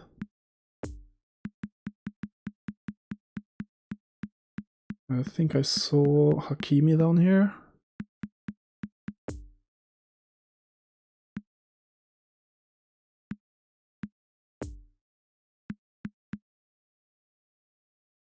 Yeah, we might go with the 4-2-1-3.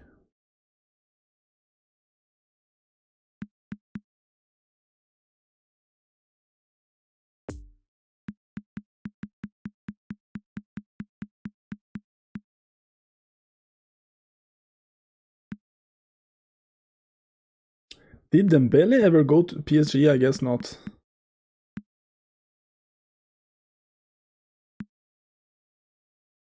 Did you guys see Isco signed for Sevilla? Giovanni Lo Celso.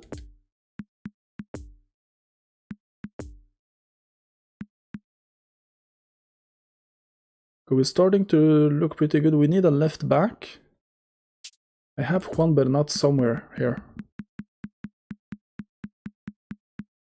I also have Kurozawa. And I have Dani Alves. And Florenzi.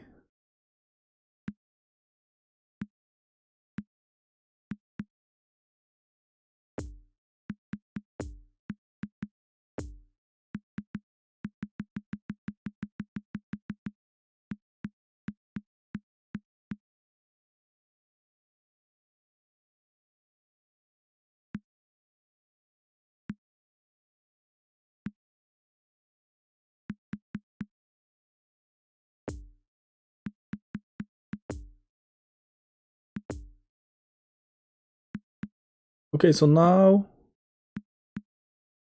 Is there anyone I've forgotten? I need to take a quick look here. Ramos, Marquinhos...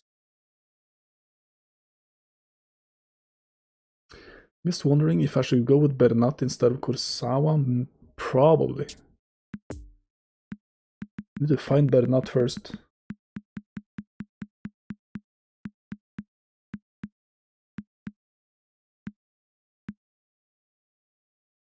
Here we go.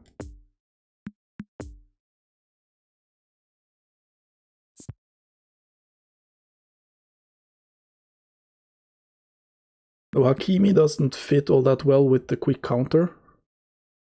He's more like an out wide, long ball counter guy.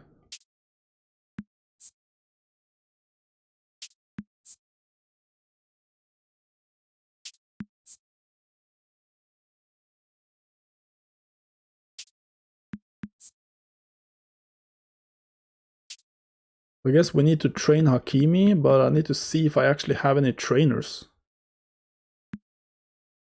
Otherwise, we might have to go with someone else at, yeah, see here, there's a lot of players not compatible with the playstyle.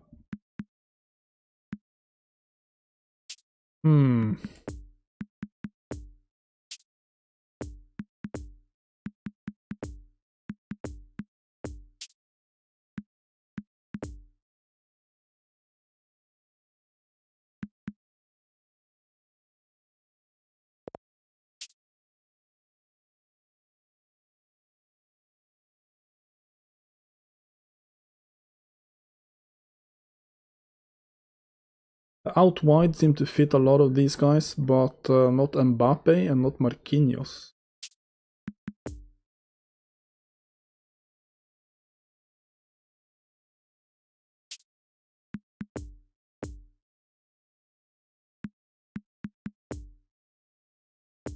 Maybe we should go long ball counter just because probably have trained most of these guys in the long ball counter. Yeah. Only thing I hear is Juan Bernat. All other guys. Jeg skal dra snart. Bare spille 2-3 kamper, og så...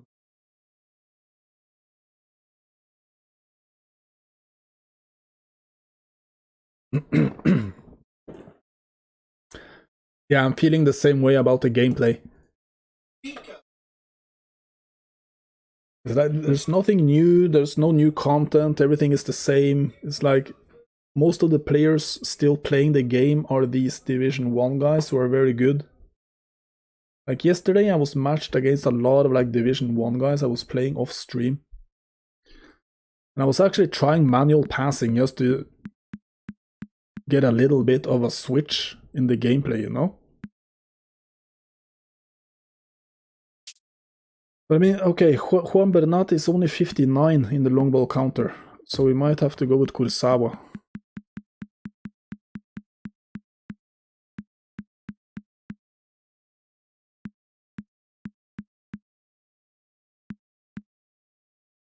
I just need to find him. Yeah, we need to go with Kurozawa here.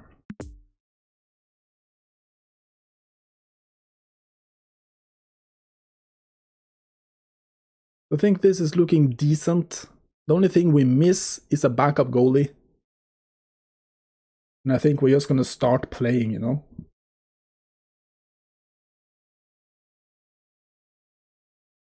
We're just gonna start playing.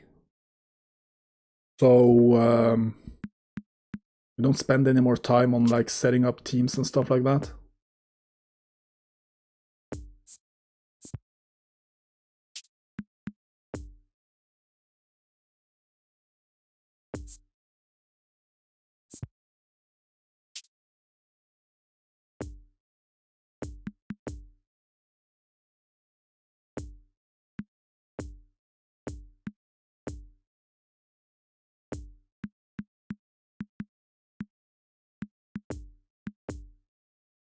Sergio Ramos gonna captain, long free kicks, Paredes, short free kicks, Neymar and Messi, corner kicks, Ronaldinho.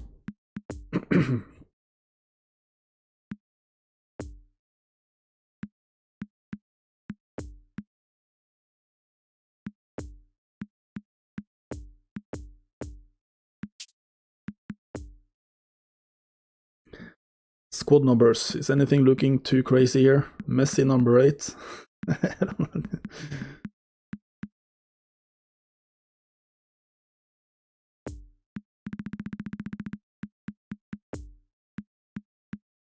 Ronaldinho Gaucho. Come on.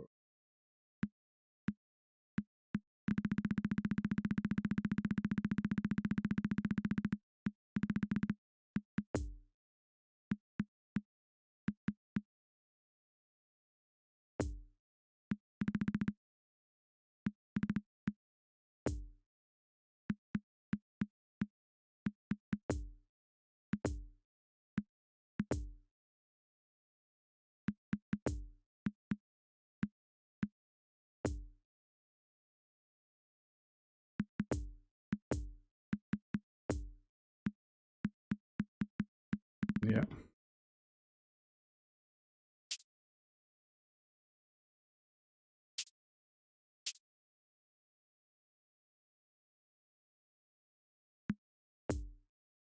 Okay, let's start playing some games. I think we're gonna play 2 or 3 games.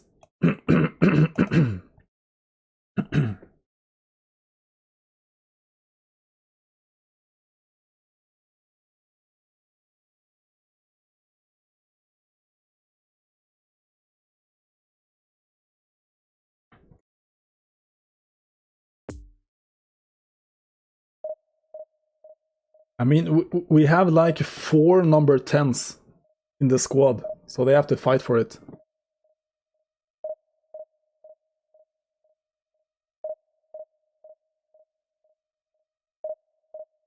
Maybe I should give Messi number 1.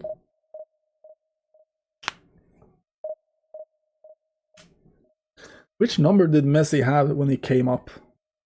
I think he had something with 30. Back in the day, you know. He's actually number 30. Yeah, he's number 30 as the PSG.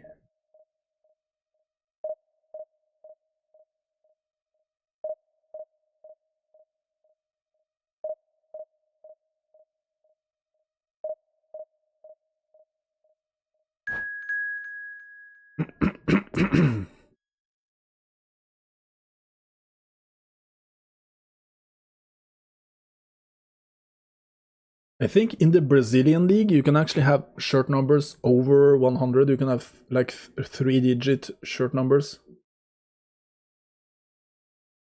Because I think I saw a highlight from there, like this weekend. Some guy who had like 100 and something.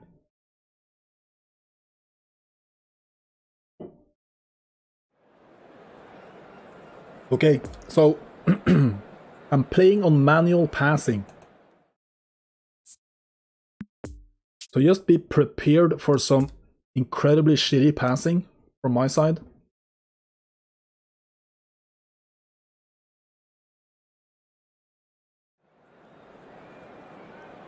Please take this opportunity to pay a visit to our official store where memorabilia from today's match are now available. Kurozawa is... Can Dani Alves play left? Okay, we're gonna start Hakimi on the left, Dani Alves on the right. Everyone else is good to go. And we have some good form players here on the bench.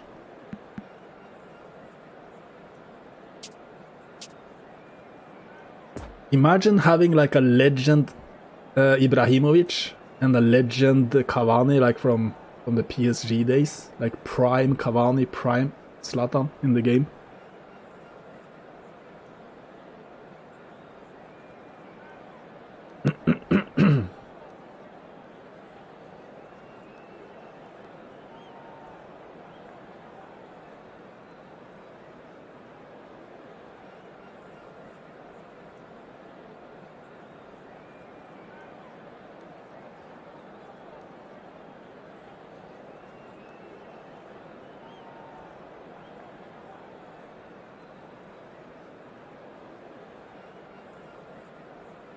So this guy is playing with Puyol, Vieira, Messi. He also has Messi number 30.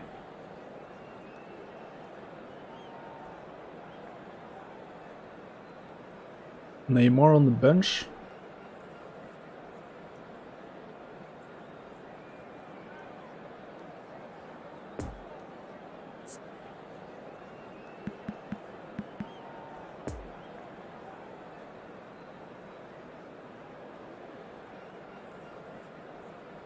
It's a pretty solid team. I mean, Oliver Kahn is going to be difficult. Kimmich and Vieira in the midfield is going to be a pain.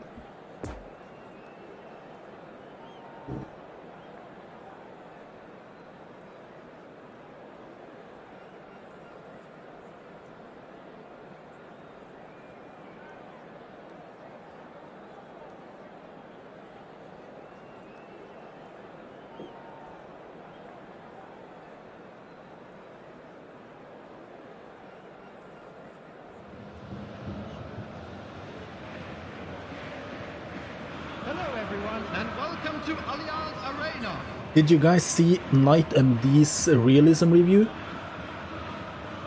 of eFootball? He posted it last night.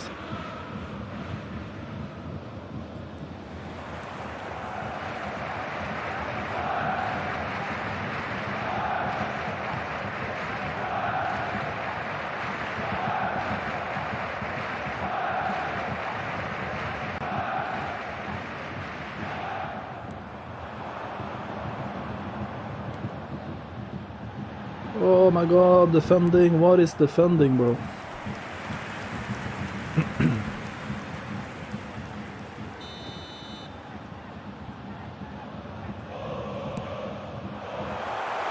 Oh my god, that's a horrible kick. Oh my god. Ay, ay, ay, ay, ay, man. For some reason I thought it was a good idea to head it backwards.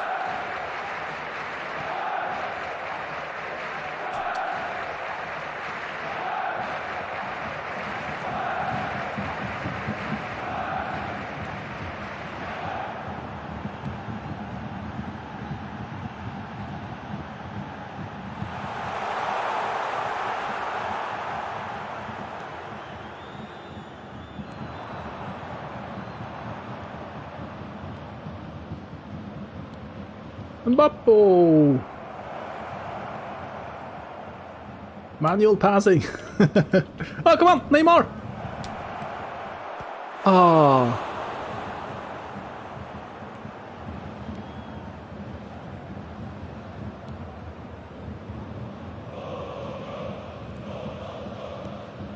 Oh, yeah.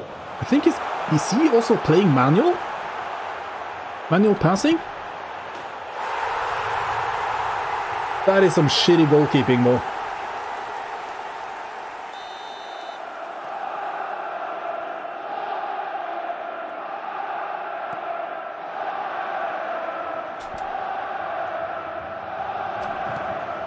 Ah, I thought it was gonna go outside of the boot.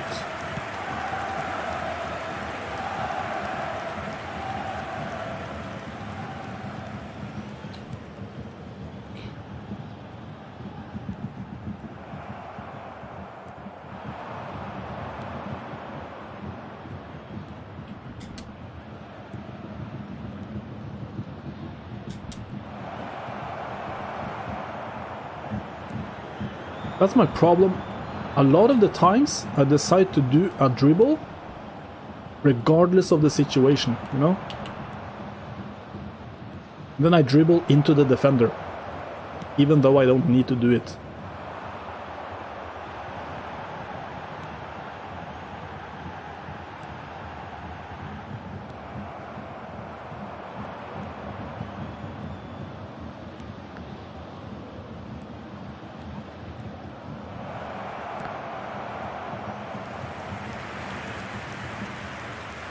I mean, my players are feeling pretty sharp. Sharp and quick, no lag whatsoever.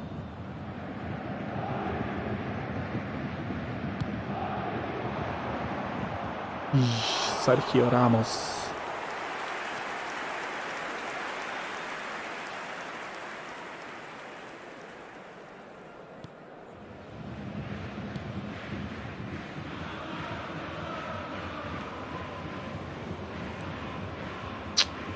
Easy.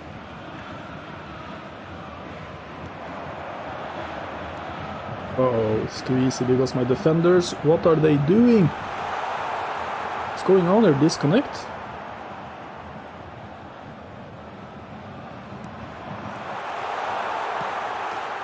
What's going on here? He's still playing? Or is it the game?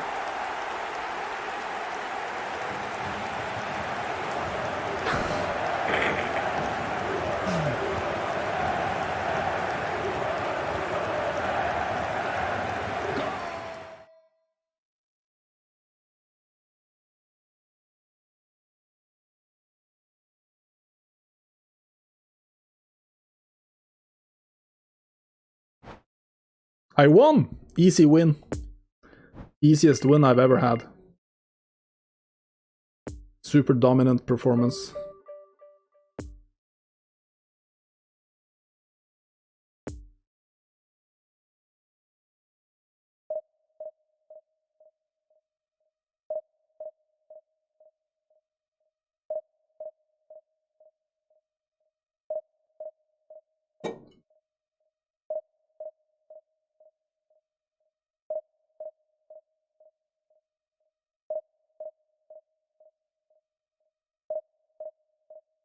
I'm gonna keep it at manual passing.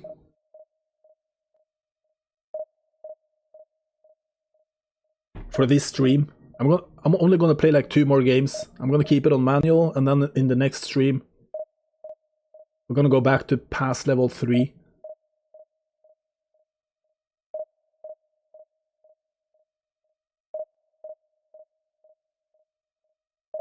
Yo, Jom, how are you, bro?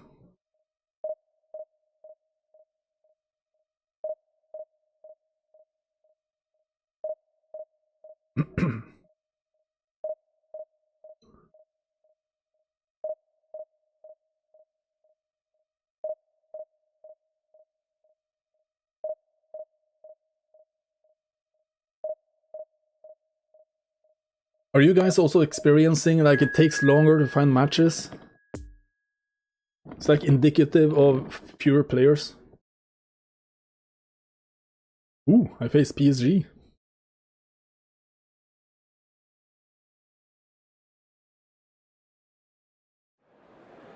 Aha, what the fuck?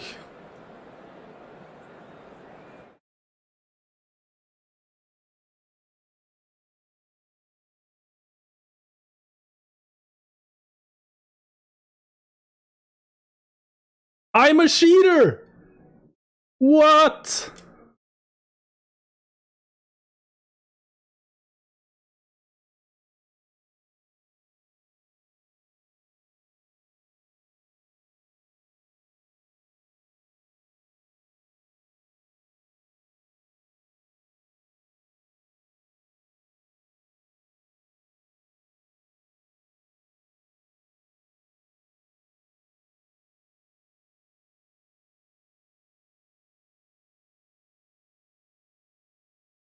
It's so incredible that people are so like brainwashed into thinking like that scripting, like input lag, is cheating. While input lag is actually a feature in the game, people who experience scripting actually think it's cheating. But instead it's basically just your players being made slower by the game. But I think it's cheating. And then whenever there's like a disconnect or something, obviously he disconnected. Something on his end made him disconnect.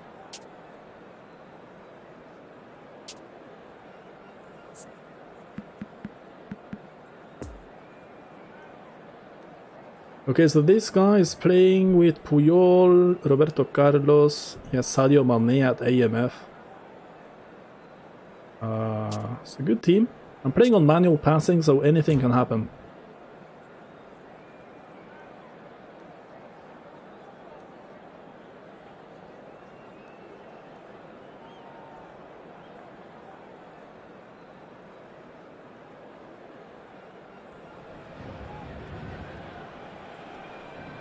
I saw, if you guys have seen the realism review, Night and D, yesterday, he talks about the cheating on PC specifically. It's actually possible to, you can purchase an exe file, like an exe file, that you can run that file in the second half of a game, and it will make the opponent disconnect, and you will get the automatic win.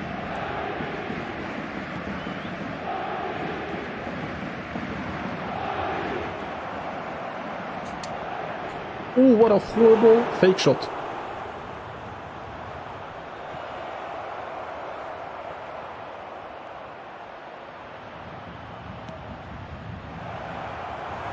Ay, ay, ay.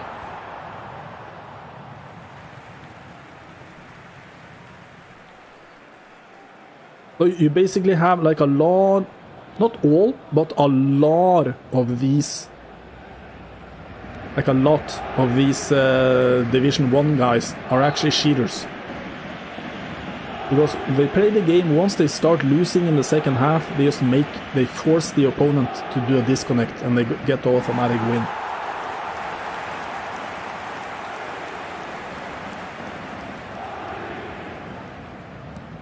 Oh, let's go. What? What happened there?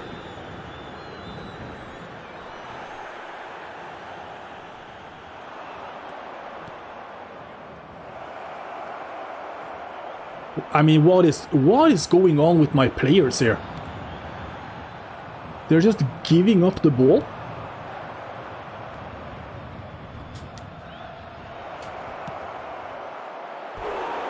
Are you seeing this? I'm not even trying to shield the ball or anything. They just back off the ball. They get a little touch and they just back off the ball. Like a little nudge.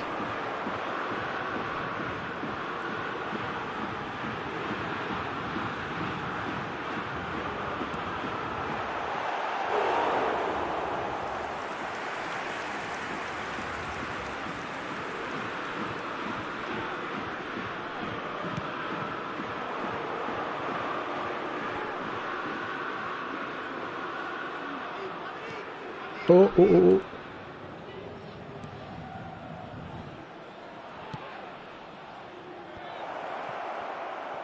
Manual masterclass! Oh, almost cut inside.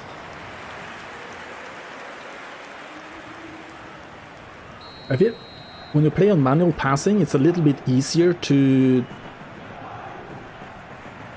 play more team football, I feel like. Messi with the header, come on, bro. Especially because whenever you do like manual crosses, your crosses are always going to be off target. So instead you need to head it into the box instead of heading it on goal.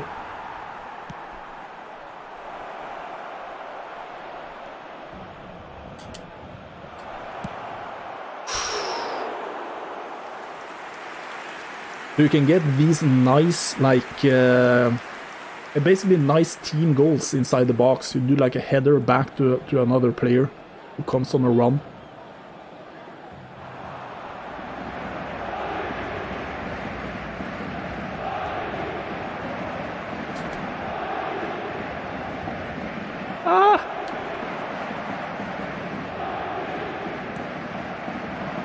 Kurozawa, man. Good.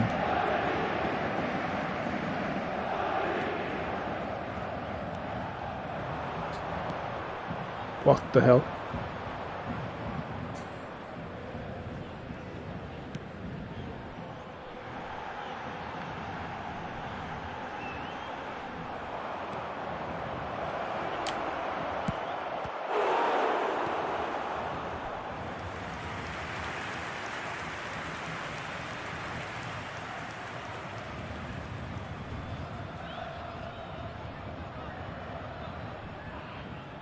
Manual passing is actually not that bad.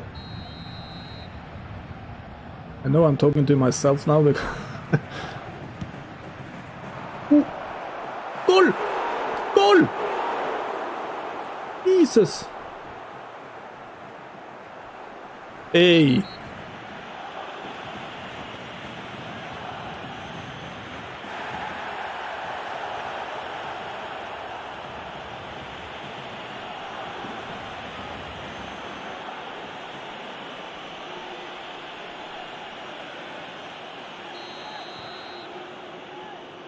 Sure, bro, we can fix it after the game, okay?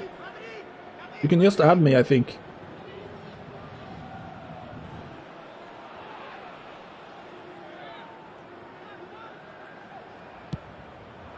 Ah, merde.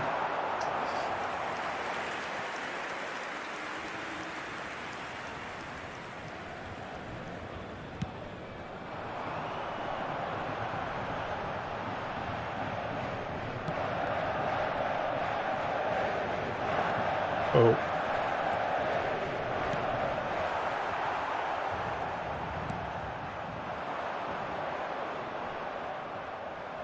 Hey! Ref. Solo goal? Solo goal? Nah.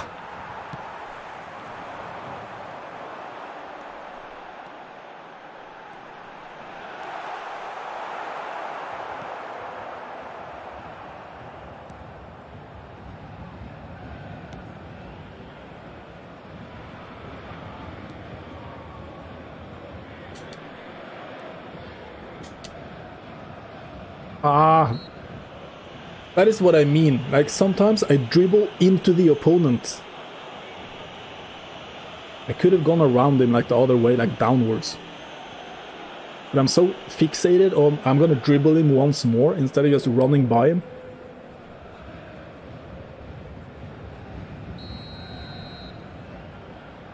Oops.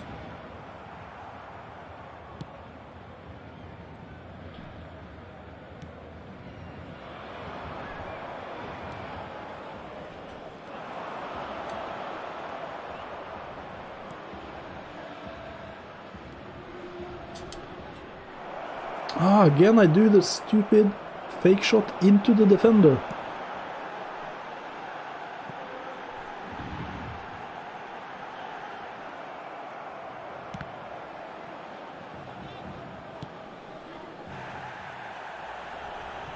What is going on now? Now it's like WWE out here, so it's like all of a sudden.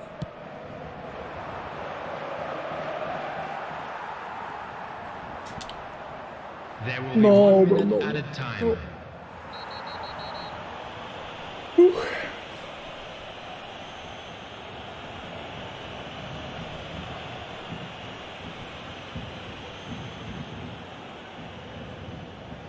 We're finally gonna score. Free kick from Neymar. Yeah.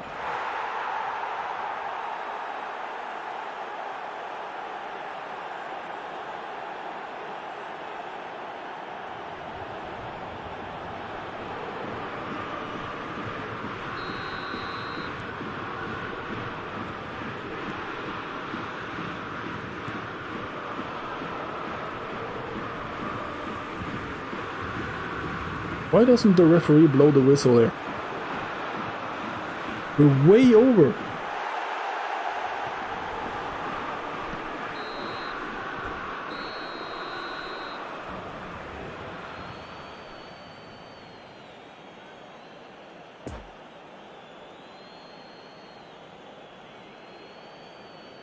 please be made aware that smoking is only permitted in designated areas within these grounds.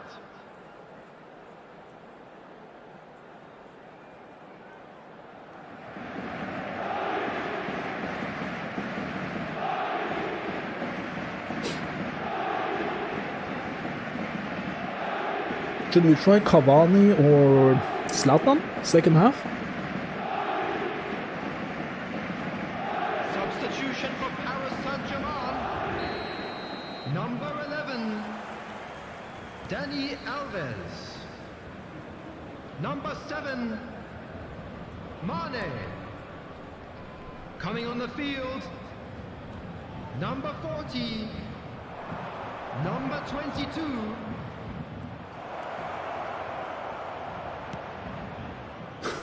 Look, manual crossing, man.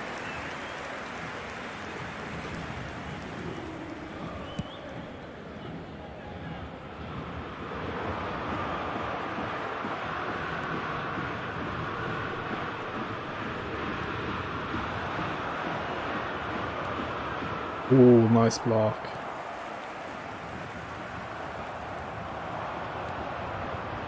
Mbappe. Outside boot, man! Do you have an outside of your boot? There we go.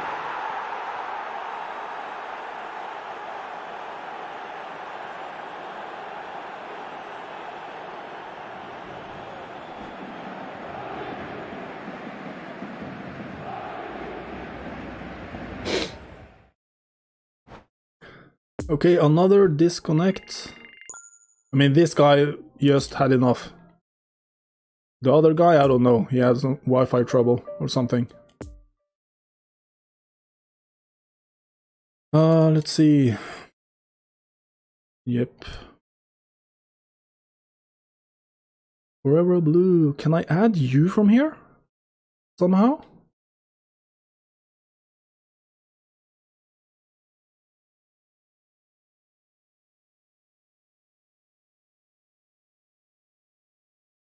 There we go. Now I guess you could add me, right? Add me back. One more game.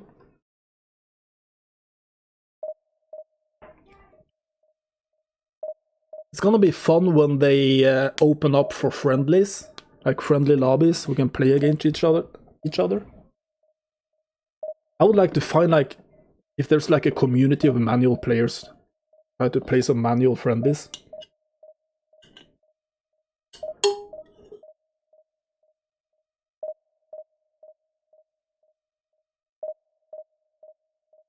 Because I think if you've watched like eFootball gameplay, also from the pros, like pro eFootball gameplay in tournaments and stuff like that, most of the games are pretty much unwatchable because everyone plays the same way. They just pass it up the middle, they do the thing, the fake shot, the double touch, everything is very similar. But I think if you're watching eFootball gameplay with two manual players, it's gonna be a completely different thing. It's actually gonna look like the real thing, like real football. You're gonna see a lot of stupid passes and a lot of stupid finishes, but it's gonna be more realistic.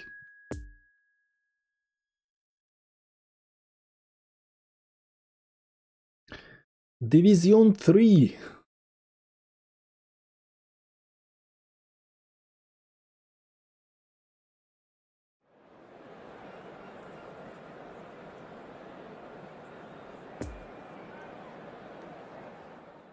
Okay, final game of the stream, and then I will be back later tonight with the evening stream.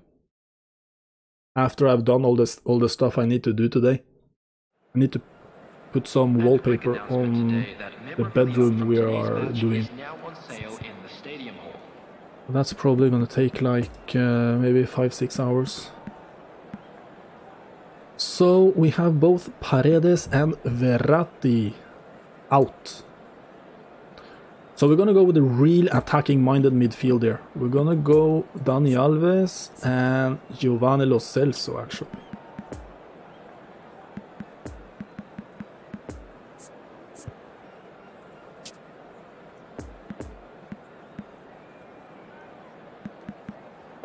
So this guy has basically the Liverpool team.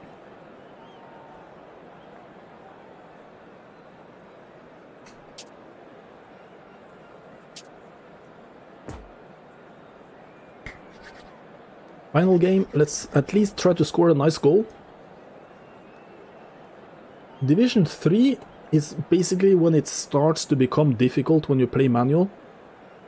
You can play manual pretty fine against like lower division guys, and it's gonna be an even game. But once you start getting up to like Division 3, Division 2, Division 1, you really need to be sharp to be able to win. But you can say that on assisted passing as well. You really need to be sharp on assisted passing to win those games also, so the difference is barely noticeable.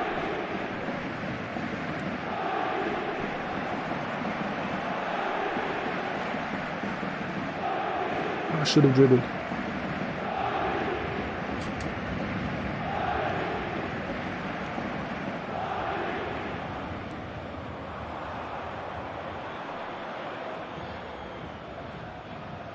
Ooh, dribblu. Salah.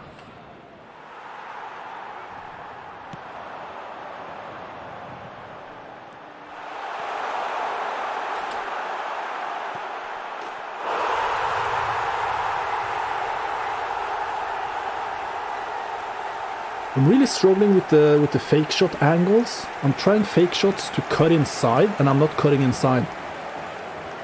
You see with Neymar there, I almost botched it.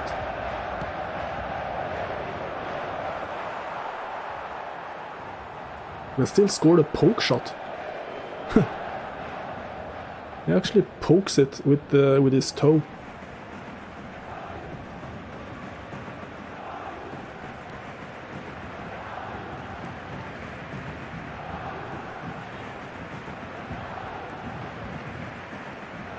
Whoa, Neymar.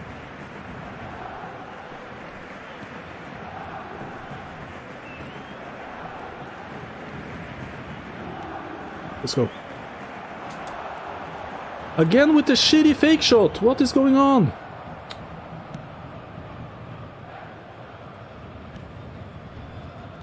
Ah, that was a great chance to go on a counter.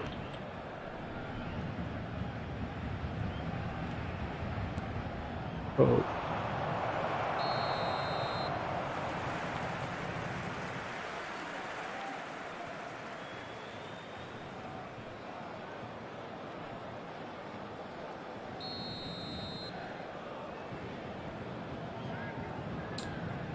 Just pump it in behind the defense and see if Mbappe can run after it.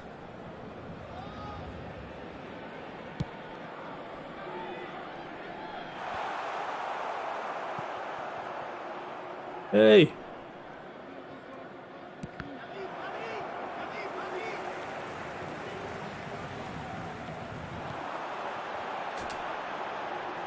Ah, mierda.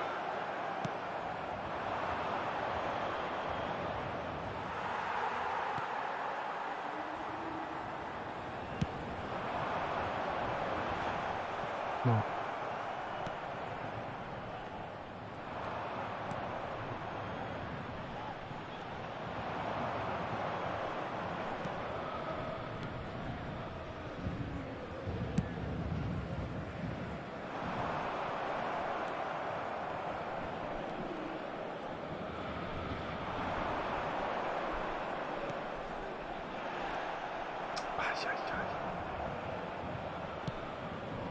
What?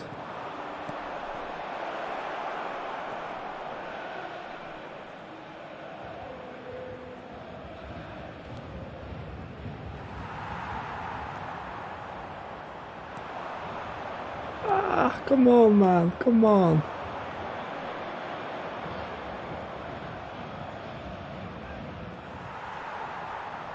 What is going on, man? No, no!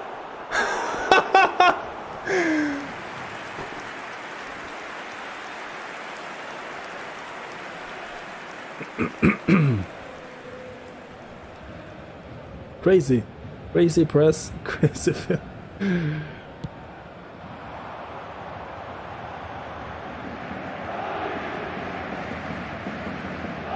Dani Alves!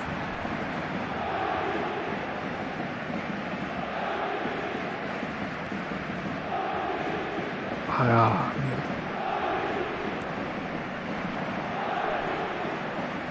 the player switching, sometimes when you do manual passing, is absolutely horrific.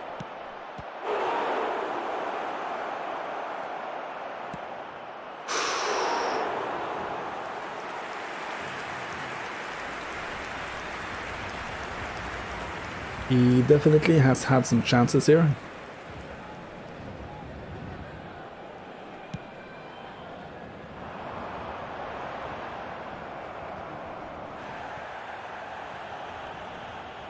Come on, man.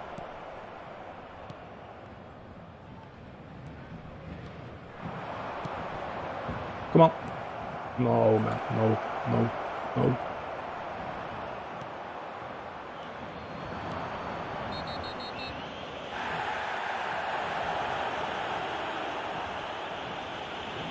That should be a red card. He has no intention of getting the ball.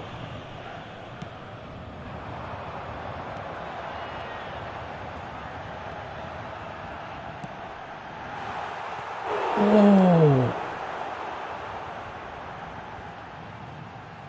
Yep.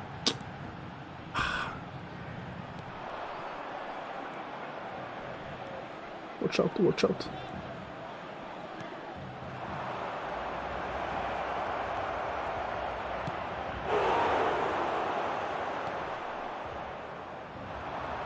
Ah, come on, let's go.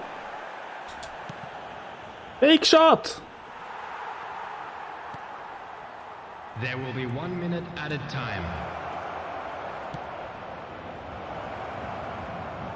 Ay, ay, ay, man. Ay, ay, no.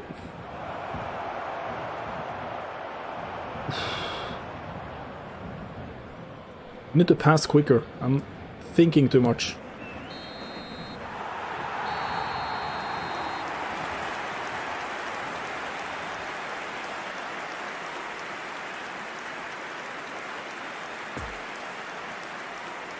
Just a quick announcement, it is now time for our special lottery. Please grab the tickets you were given when you're walking through the gates. Let's see if we can hang on. This guy should have scored at least a couple of goals.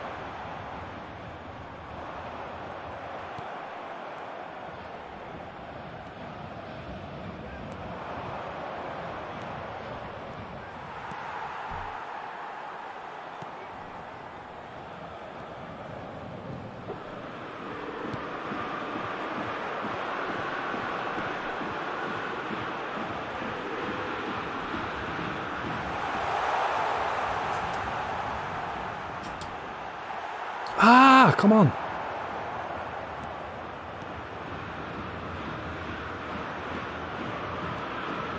Oh, watch out, watch out.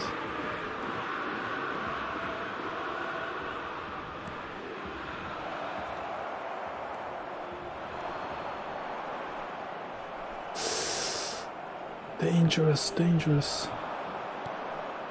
Uh-oh. Goalie! That's a nice goal.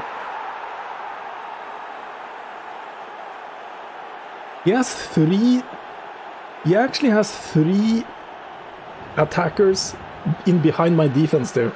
You see?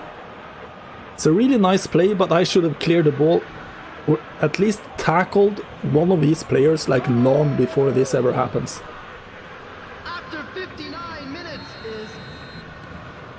Number 10, Sadio Mane. The attendance for this match was 71,649. Yellow card, send him off. Send him off. Yellow, give him a yellow. Come on.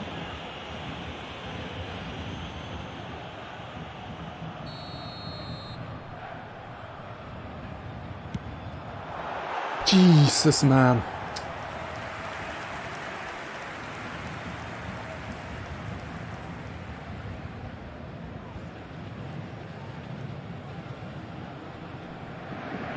What? Mbappe, look at his speed.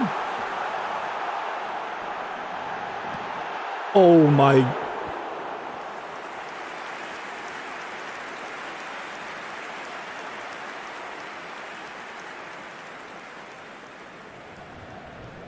That little nudge that Mbappe gives Fabinho there. Fabinho can't do anything. I've been the defender in that situation a lot of times, and it's super frustrating. Because the game basically just freezes your defender.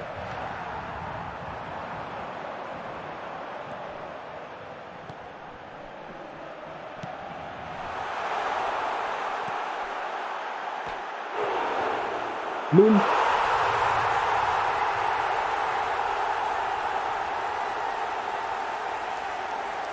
He actually tried to block it with his ass, like he actually turned his back on a weak header.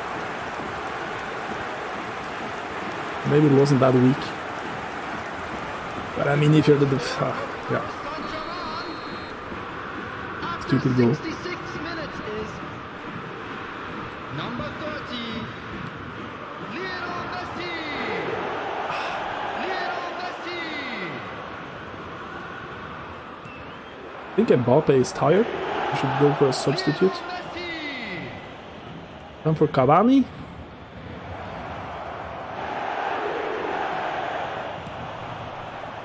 Ah, mierda.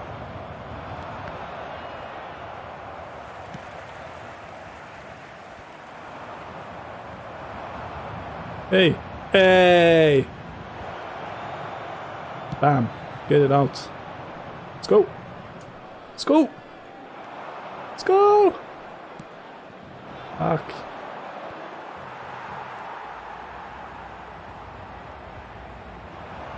Fuck. No way I lost that chance to go on a counter. No way. I'm wasting too many good opportunities to go on counters. Once again I do it. Oh my god. Come on.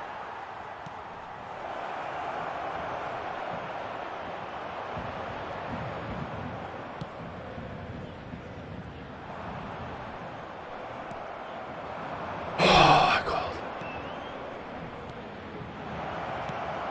Nice.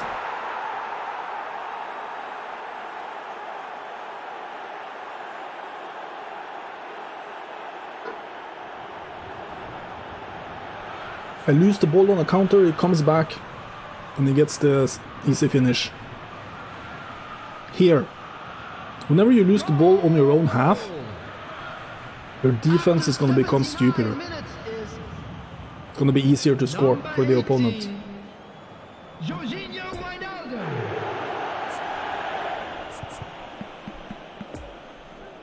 Seems like Ronaldinho is actually, you know what, we're going to do...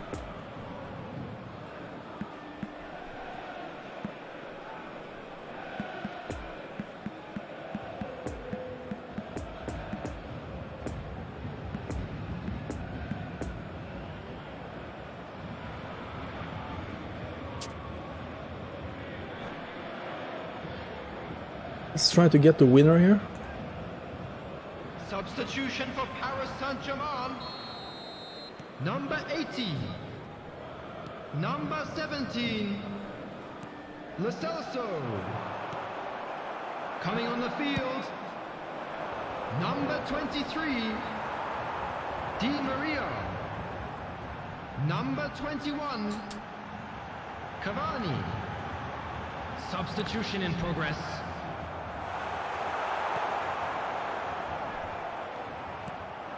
Oh. No, no way, Marquinhos, no way.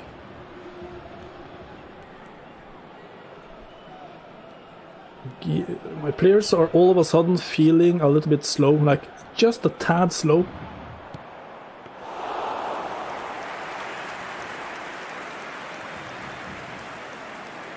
I mean, not slow, but they're just late.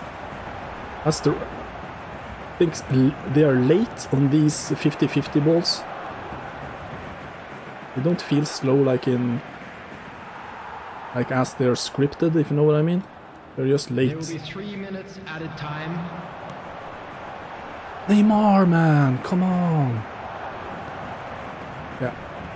Here you see it. Here you see it. See if we can get a counter. Let's go. No way! No way he's gonna score. He's gonna win it. Take a look here. He's gonna get a simple chance here and he's gonna win it. Yeah. Told you.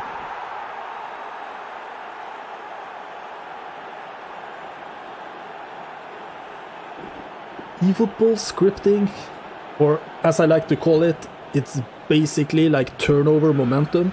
If you lose the ball, the opponent is gonna get a simple chance. And also it was overtime, so the game wants someone to win.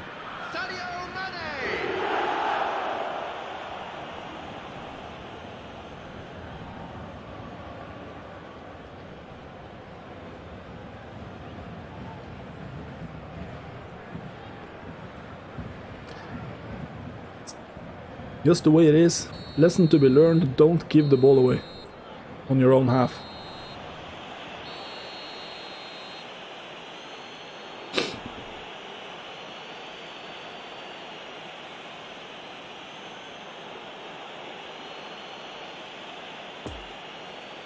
So that's gonna be it. I need to go do the wallpaper. So I'll be back later tonight with some more gameplay. So see you guys then. Thanks so much for tuning in. And enjoy your day. Take care and stay safe, and I'll see you guys in the next one, okay? I lost 14 points by losing that? Oh my god.